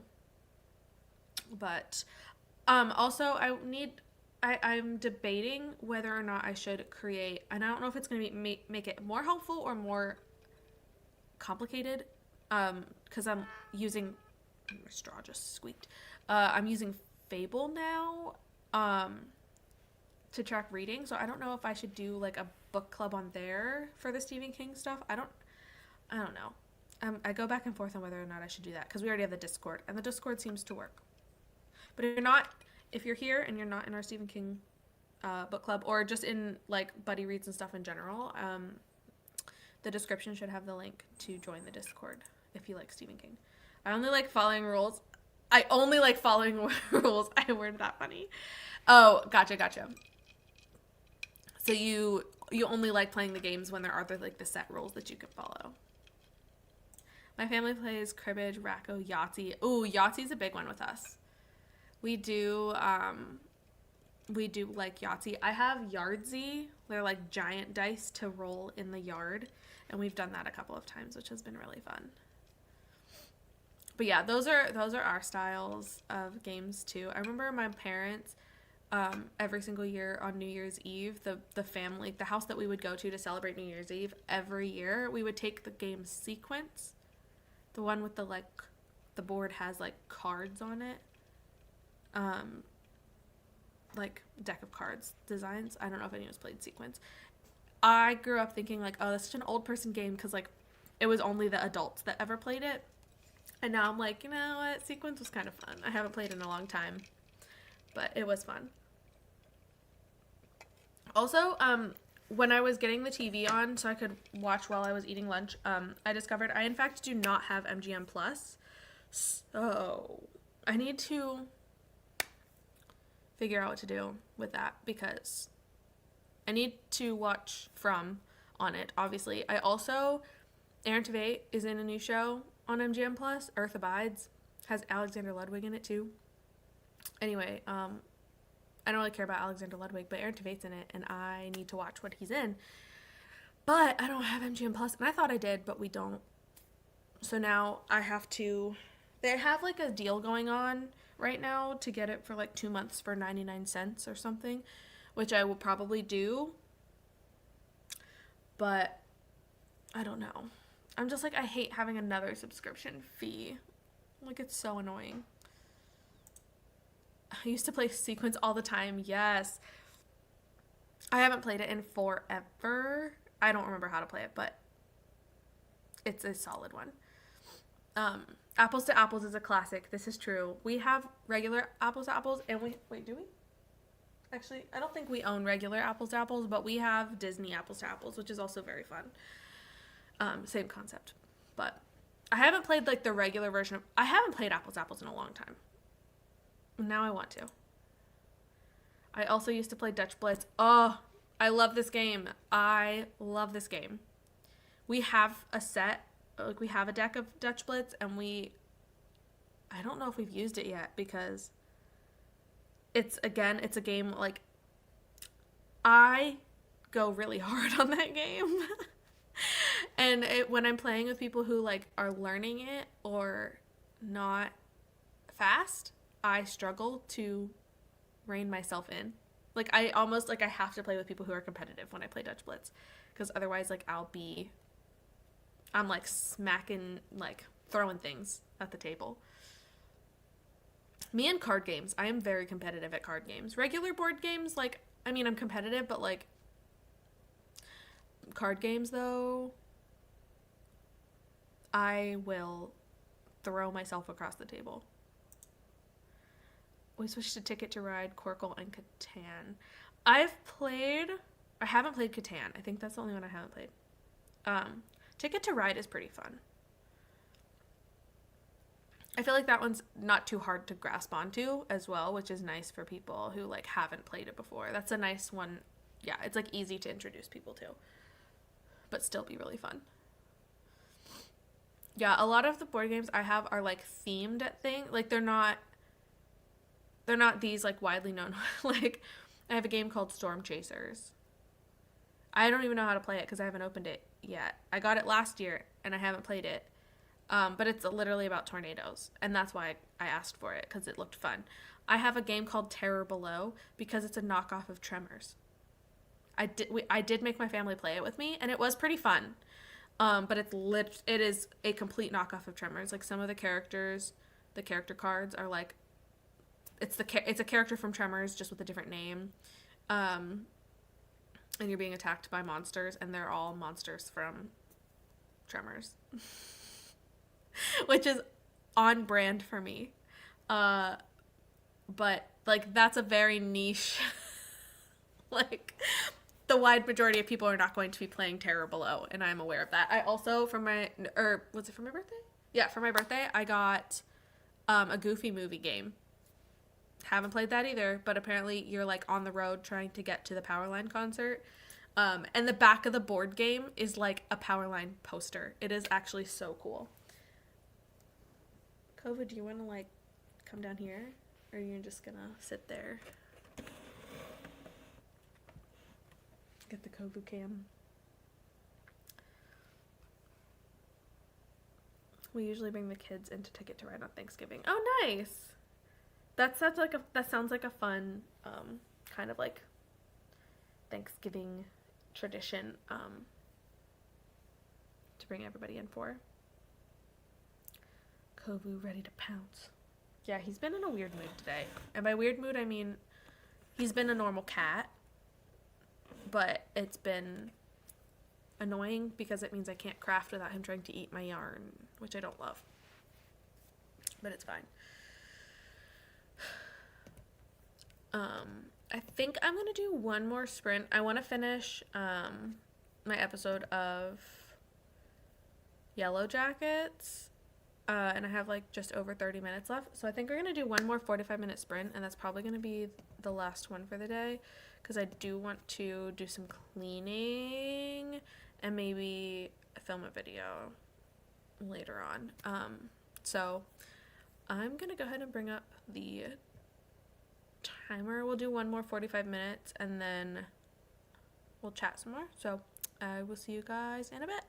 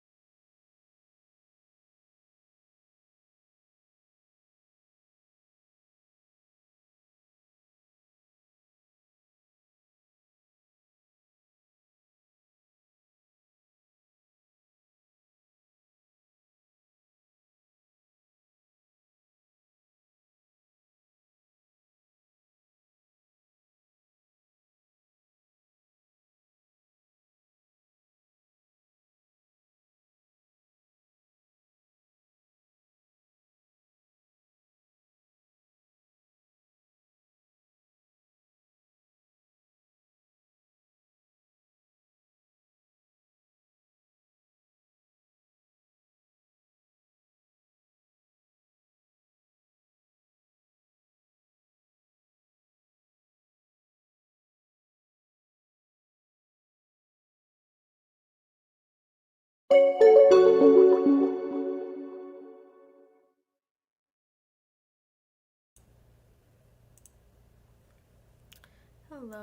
everyone. Welcome back. I just narrowly finished my project. Well, this part of my project, this letter. I have the letter E. I'm just finishing it off because I don't want the ends to get unraveled.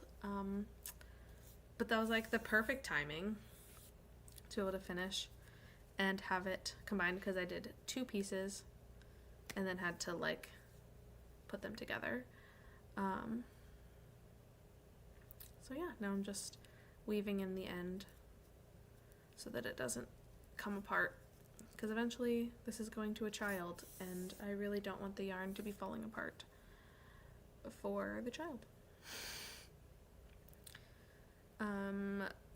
Other than that, I finished the episode of Yellow Jackets, which that was season 2, episode 2, I think. So I still have a long ways to go to finish the season.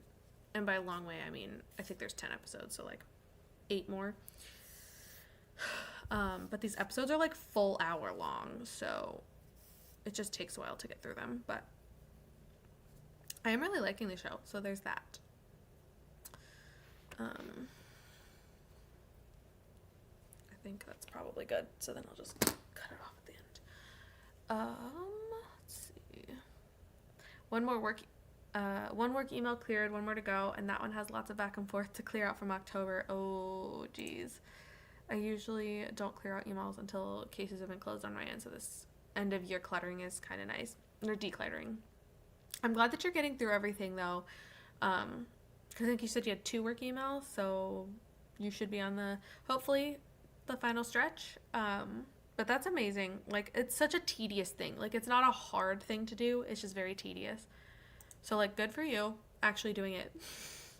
I rode on the couch and watched YouTube. You know what? Sometimes that's what it takes. That's what we need. Almost done with the living room. Very nice. I hope that you are happy with, like, the way it is. Or, like, with all the rearranging and everything. Because it's, like, it's a lot of work. So, hopefully it's going well. Ate some lunch, played another board game. So, like, what's the count? You said he was at 95. So, like, how many left? How many do you guys have to try to get through in the next, like, day? Just over an hour left in How My Neighbor Stole Christmas, and started printing for my job. I have week 1 printed and currently working on week 2. Very nice. You can do it. I believe in you. And just an hour left.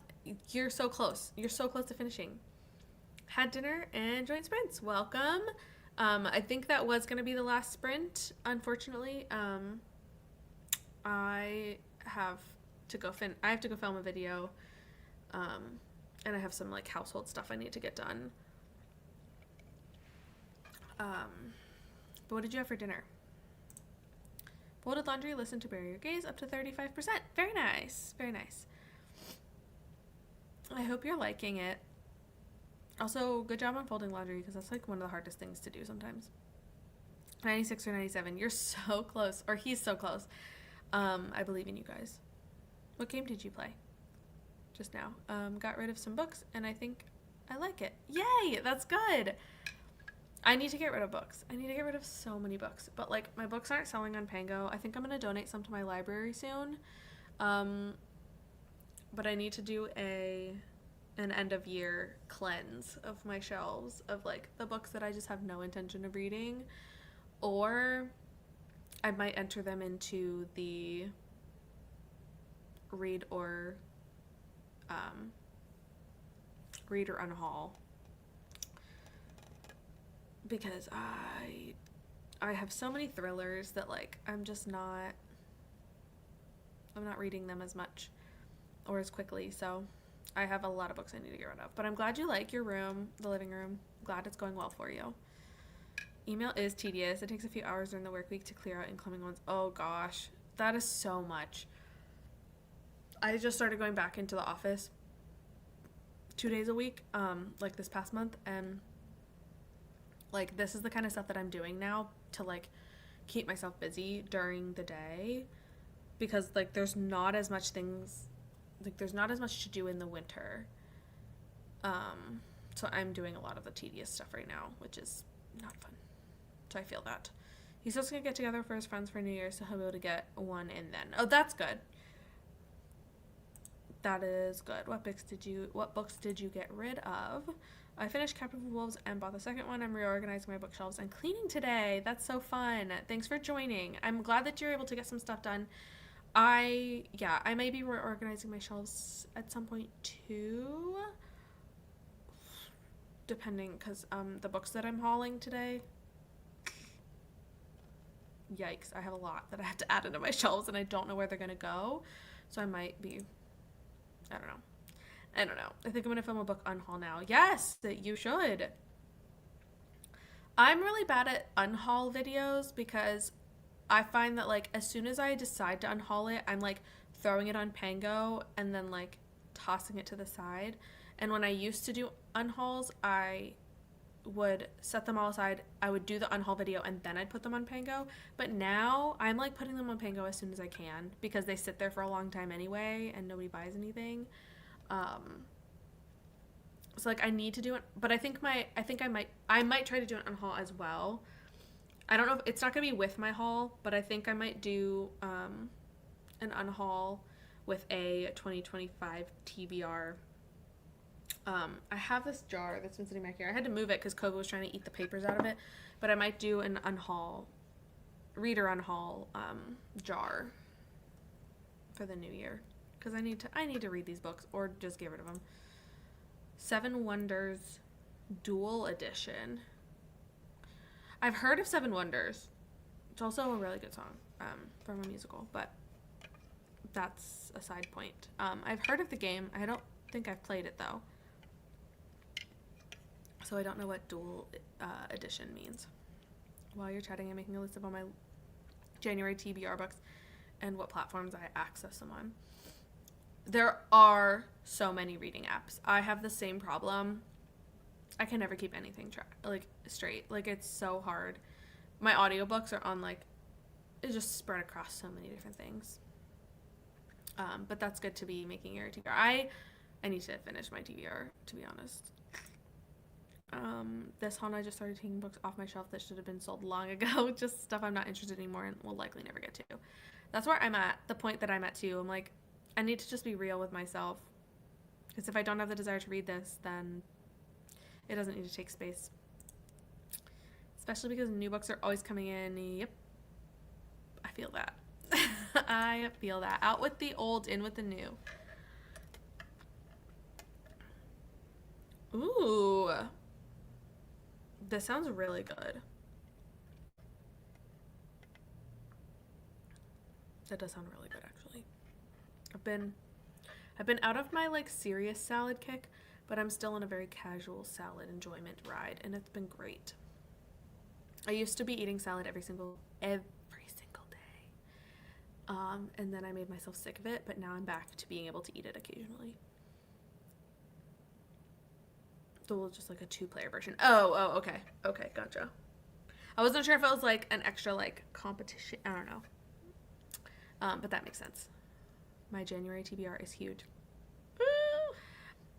Yeah, I have not really looked other than my NetGalley TBR and my Stephen King TBR. That's pretty much all I've put on my TBR for January so far. I definitely need to look at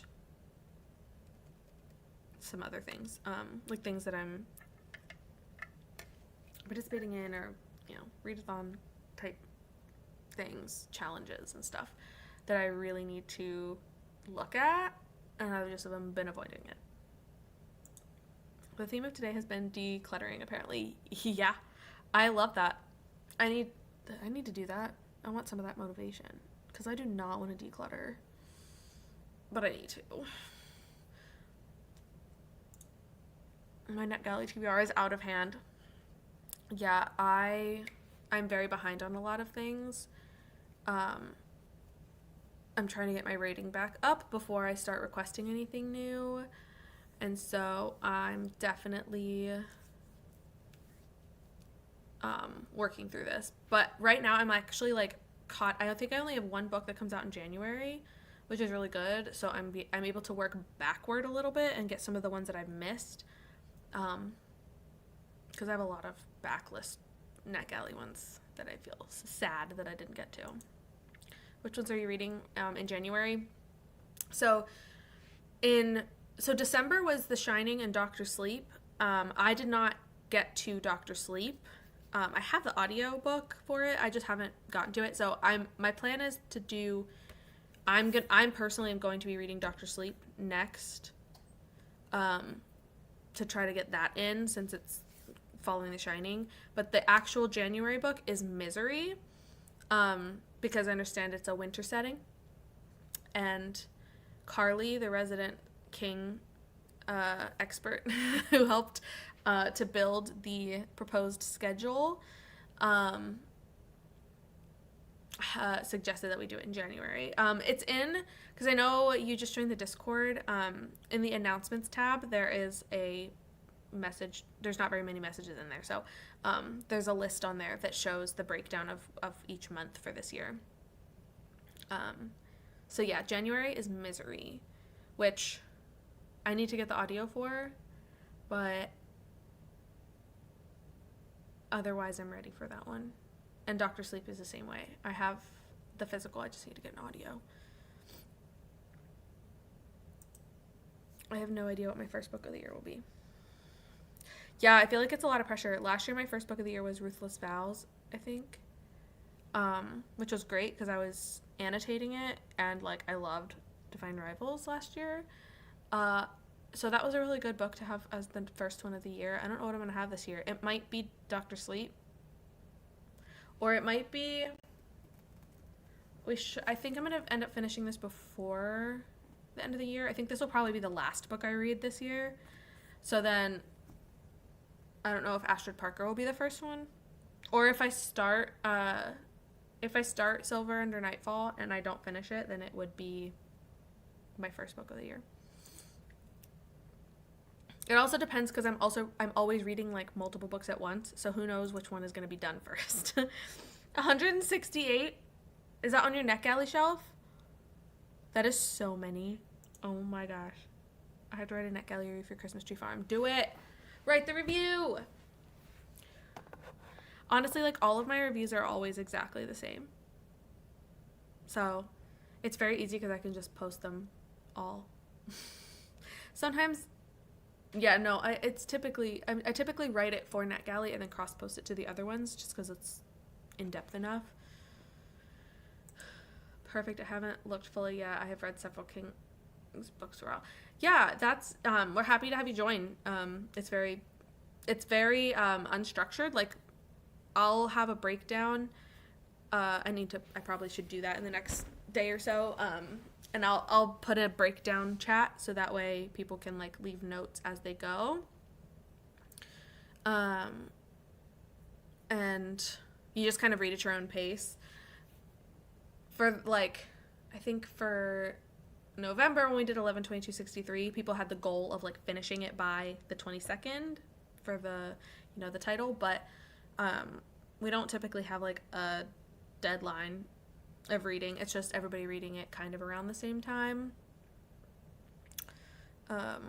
which is a lot of fun. But then we also will typically watch, if there's an adaptation, we will typically watch the adaptation the following month. So, like, October we did It, and then in November we watched It.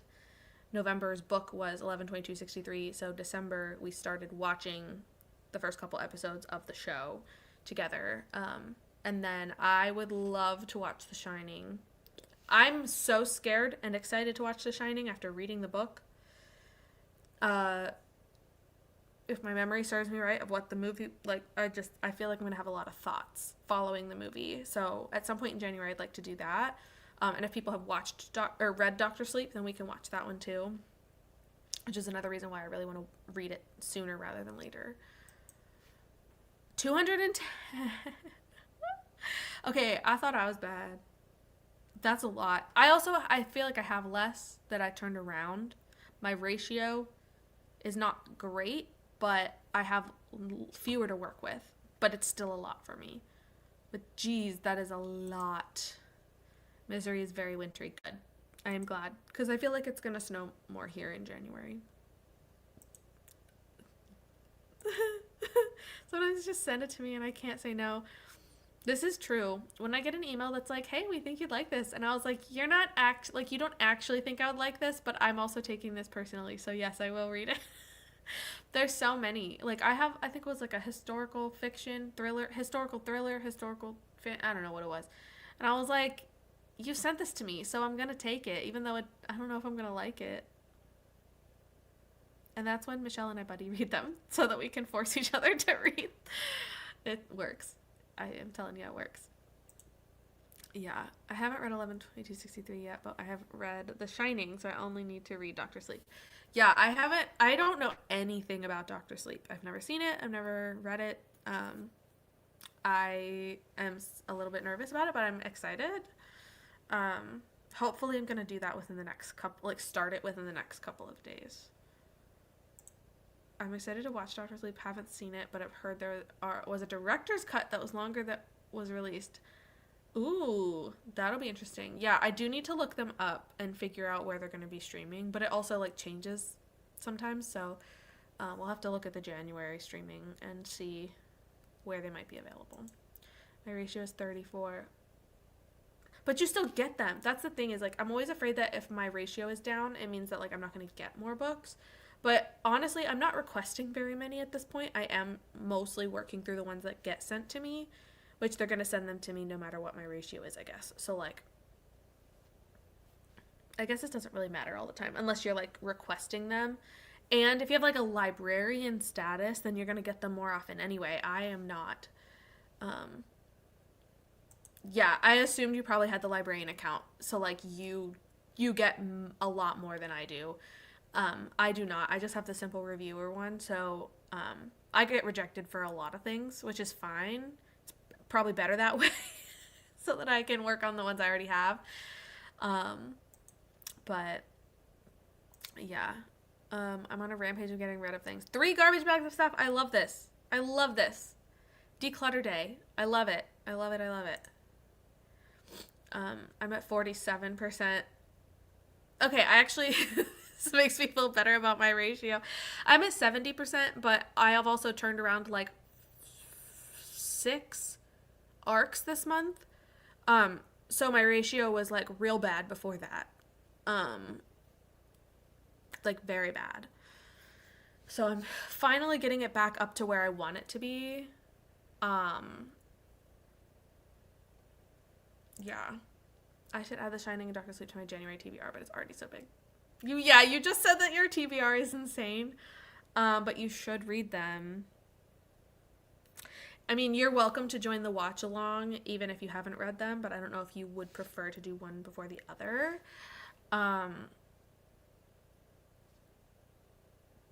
Yeah. But you should read them. To be fair, I have a few books that I requested or got as read now that I already read. I just have to update the review and send the feedback. I do this sometimes too. If I see a book that is read now and I've already read it, I'm like, okay, I'll just turn this around to help the ratio. I meant to do that when the Finley Donovan books were on, because all of them are on read now. I've only read the first one, but I was like, I could just get it and then just put my review over. And I forgot because it was only 24 hours and those 24 hours I didn't remember to do it. But I do that sometimes. I also have I already read. You have the library one, so you get like a lot of books. Flanagan's the director, and he somehow did it so it worked as a sequel to both The Shining movie and book. Amazing. I'm so impressed by Flanagan. Like, So impressed. And I cannot wait. That makes me excited. Yay for declutter day. You're at 70%. Yeah. Yeah, I don't know. Um, it is so relative. Um, yeah, you've been approved for a lot more books than I have. Um, I am a little bit more selective because I feel guilty. If I have too many books that I'm not turning around, I feel genuinely so guilty if I'm not turning them around fast enough, which is why like I stopped requesting books until I could get my ratio back up. Um, and so like that's just like a for me, I don't want to have too many that are sitting out there. Um, but it is very relative. Like if I requested more, or if I took every book that I got an email about, then like my ratio would be a lot worse, and I would be more stressed. It's a personal like I don't want to be stressed about it. Um, but yeah, 70 feels really good for me. I was sitting like at around 60 for a long time, and I hated it. I hated the feeling. So I started working really, and this month has been great for ARCs. Um, so that's been really nice. Wow. Yeah, yeah. I think right now for every 5 to 6 books I review, I go up 1%. Oh my gosh. That is so, yeah. For me, it goes up like 1 to 2% with every book because I like, yeah. That also means that like, and the reason I personally want to keep my ratio because I know that once I get it up high enough and I get more books, the ratio goes down a little bit less each time based on there being more books to like combat it. So I get too stressed when I have too many that are staring at me. And I can't get to them in time, and I really do want to. I'll probably still join the watch along even if I don't read them. That's fair. I invite this. I my memory of the book is hazy because I don't know the last time I saw it. It's been years, honestly. It's been a couple years probably. Um, so as I was reading, I was like, wait a second, am I remembering this correctly? And I'm very excited to be able to compare. I'm a little bit nervous about it though. Go Flanny boy. I have 5 pending on NetGalley. I have a lot pending. They just never send them to me. I know that they're all denials. Like, I know it. They're listed as pending, but I know it's because I'm getting denied, and they just don't care to tell me that. Um,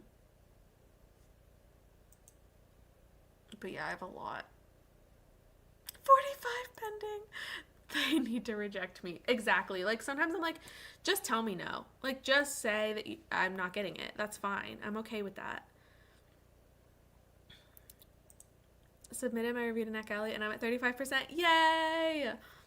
I'm hoping if I do, once I film my book haul,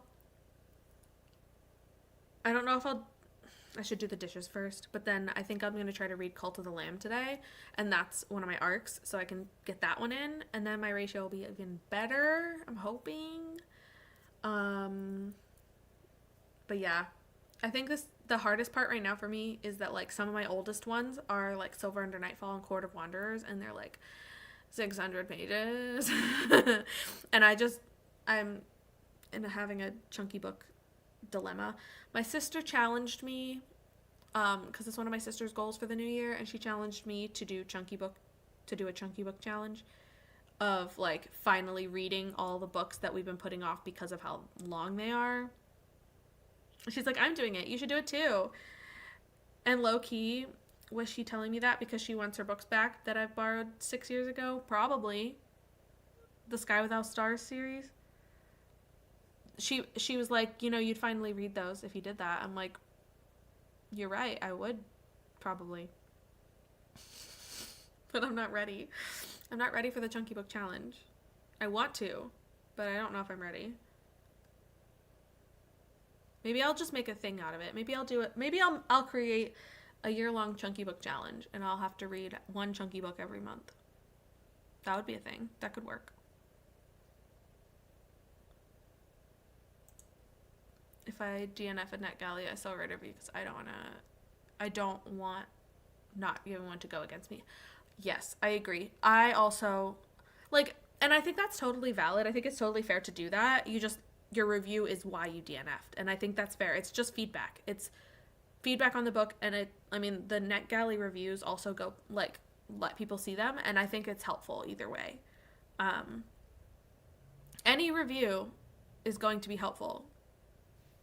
So as long as you're saying, like, why you DNF'd it. I DNF'd one of my NetGalleys earlier this year. I think it's probably still probably the worst book I read this year. I don't remember what it's called. But it was one of my arcs. I DNF'd it at like 10%, 5%, 10%. It was like horrendously obnoxious, and I hated every second of the 5% that I read it. And I put that in the review. I was like, I couldn't make it past 10% because everything about this made me angry. And then I explained it, and then it's fine. That's what they want. They want honest feedback. And if they don't want honest feedback, then too bad. Don't ask for reviews. I will probably not be joining the Chunky Book Challenge. I don't want to, but I might have to do it for myself. Yes, it is the lamest sci-fi series, Sky Without Stars. I think we talked about possibly buddy reading them.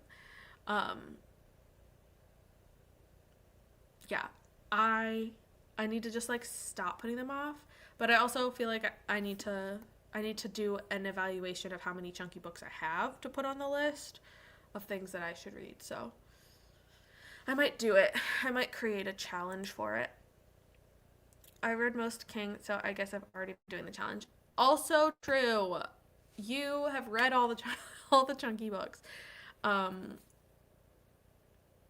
Honestly, the Stephen King ones are going to get me. The Stephen King ones are tough because they are, like, even The Shining is, like, deceptively long because the book itself didn't feel that long, but the pages were really thin and the words on the page were really tiny, and it ended up being way longer than I thought it was. So, yeah. I would join the Chunky Book Challenge. Yes! And buddy reading. I love this. I will take this into consideration because I do need to read them. I've been holding these books hostage from my sister for at least 6 years. More than that, because I had these in college. They've been on my shelf. I've had the first two since before the third book even came out. Whoops. I now need a shower. You've been doing so much. Like, you've really been killing it today. I would do a buddy read of that series and also the Chunky Book Challenge. Ooh, yay! Okay, so maybe I'll create a buddy read in the Discord for anyone that wants to do Sky Without Stars. We can figure out when that can happen. Maybe we'll pick a month, like pick a time when the King book is not like 800 pages so that we can spread out the chunky books a little bit. Buddy reads do help with chunky books. It's true. So I am so on board. I will start brainstorming some ways to make this happen. But I'll create a thing in the Discord. Tamara stole my energy. Yeah, Nat needs a little bit of that. You need to take your nap still. So the month we read Carrie. Yeah. That works for me. Yeah. I'll have to take a look at the month breakdown and see when it'll work the best. But I don't want to, like, if I had to read it at the same time as reading Sky Without Stars, I would lose my mind. There would be no brain left. So we need to split it up a little bit. Just a little bit. How did I do that? Younger sibling magic and trickery. That's so funny. I think Iron Flame might be good for the Chunky Book Challenge. Ooh! That's a good one. I'm going to be reading, I am going to be rereading Fourth Wing and Iron Flame leading up to Onyx Storm.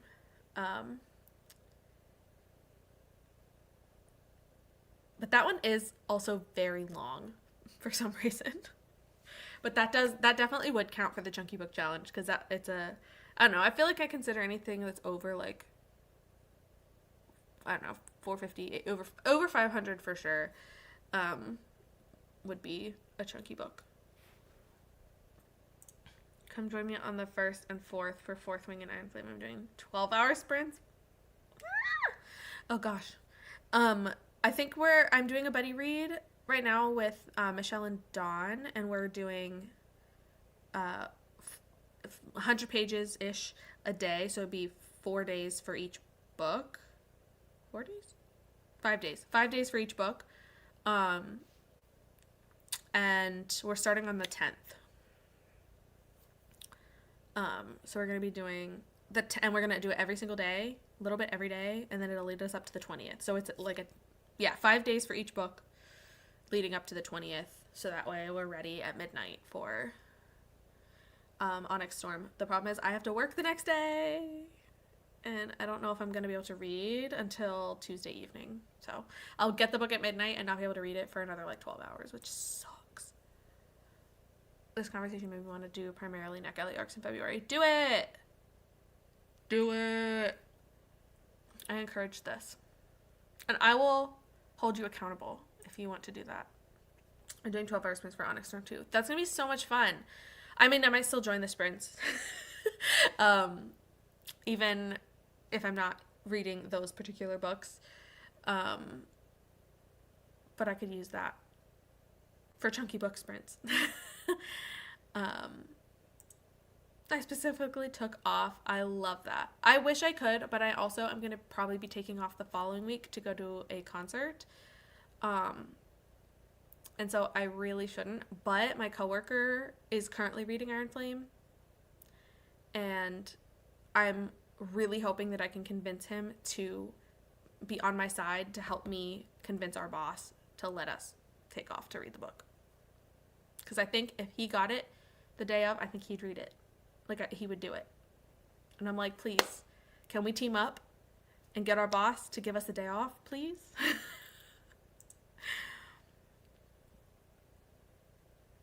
Yes. Do it. Do it.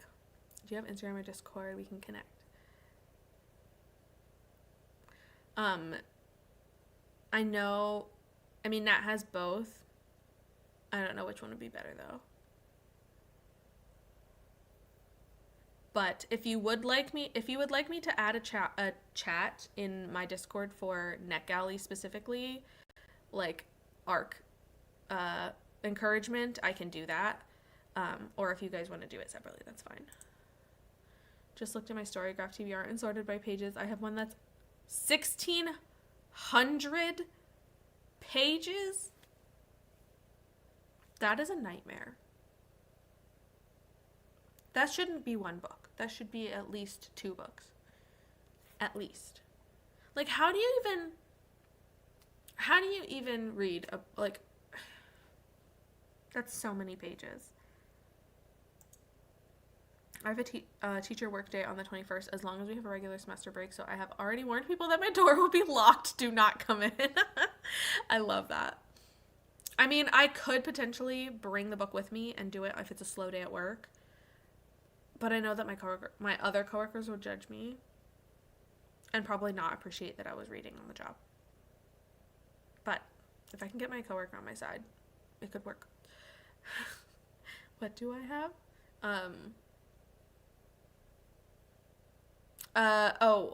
Instagram or Discord to coordinate the NetGalley NetGalley TBR for February.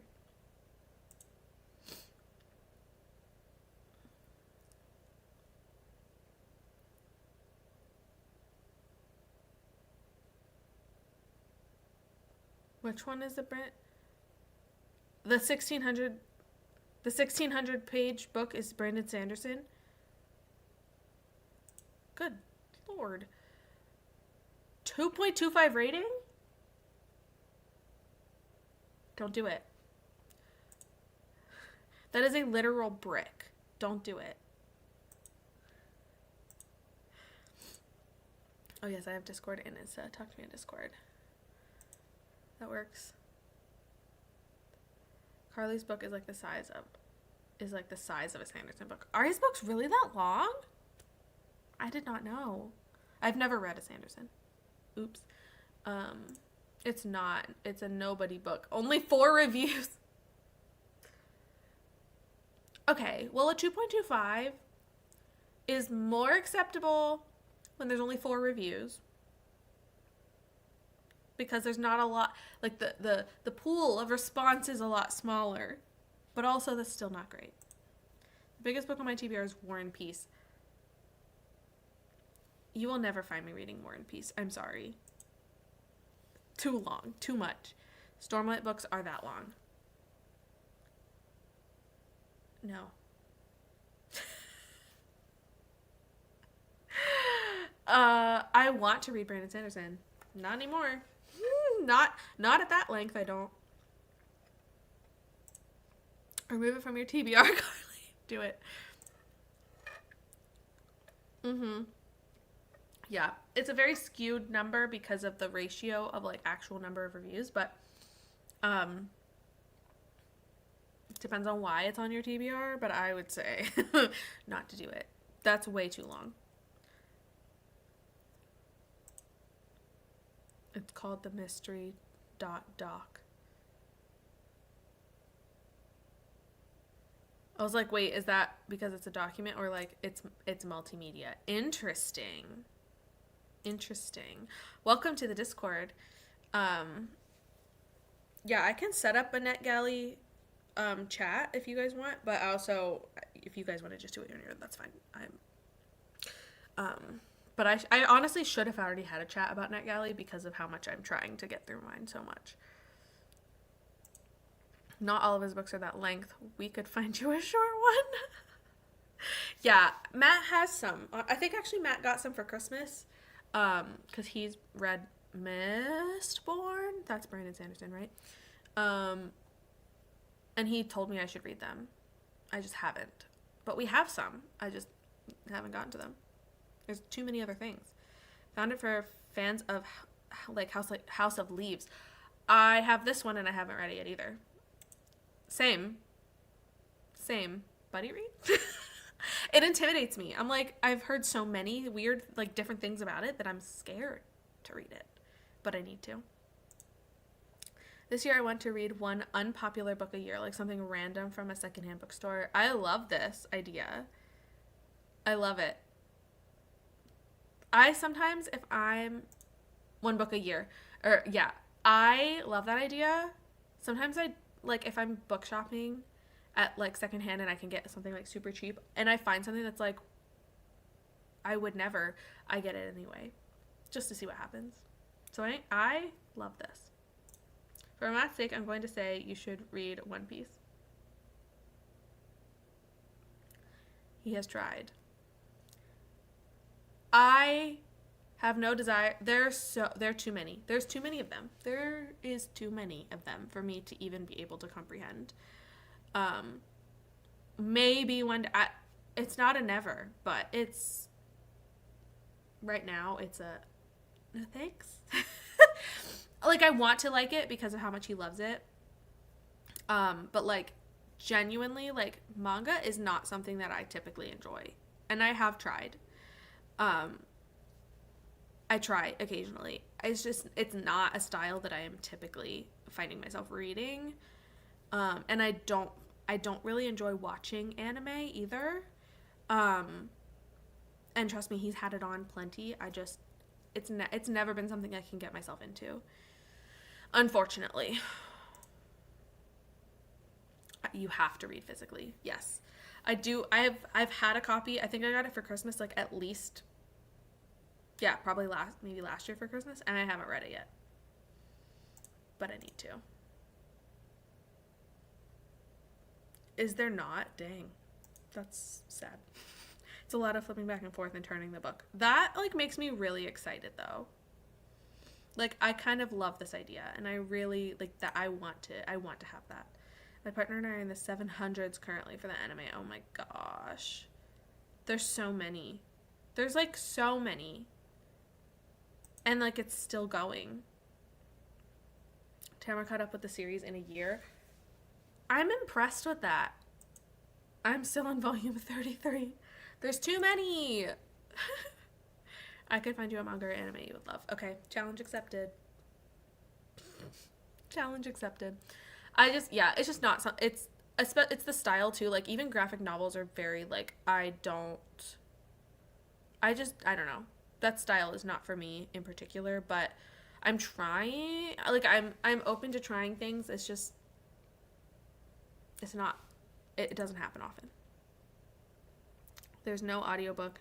He refuses, but I think there might be an ebook, but I couldn't imagine reading it like that. Yeah, but from what I know of it, I don't think it would do well as an ebook.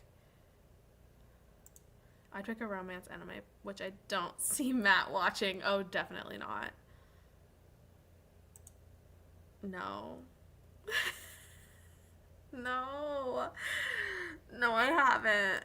I haven't. And trust me, the temptation has been real. This is probably the first, like, this would probably be a good starting point. I'm surprised Lexi hasn't yelled at me more for not going through these yet. It's short, only 9 volumes. Well, I could do that. Sure. Maybe I'll add that to my 2025 TBR to read all of them. I don't know. I truly don't know how I've escaped the peer pressure. But I know, I think Lexi said with her Patreon, she's potentially going to be doing an Alice in Borderland read along and watch along, maybe. So I definitely will need to do it for that. Junji Ito would be a good start because it would only be 1 book. Even better. More peer pressure. Love the peer pressure. You'll have to read it so you can join the watch along. Yes, I will have to do that. I'm terrible at, like, catching up on things in time, but I really need to get better at it. Okay. On that note, I think I'm going to wrap up here because I need to go get my stuff ready so I can film a video, do my book haul before Matt gets home, because then it's just, like, noisy in the house, and also dinner time when he gets here. So I should go. I don't want to get up off the couch, but Merrick is a silly one. Junji Ito's Cat Diary, Yawn and Moo. Okay, I don't know where I put my phone. It's gone, but I will make a note of this as soon as I find my phone, and I'll put that down on my list. As a cat owner, you'd understand all the things. Well, that makes me excited. So yes, I will definitely be adding that to my list. Wherever the heck. I don't know where my phone is. I don't know. It's fine. I'll find it later.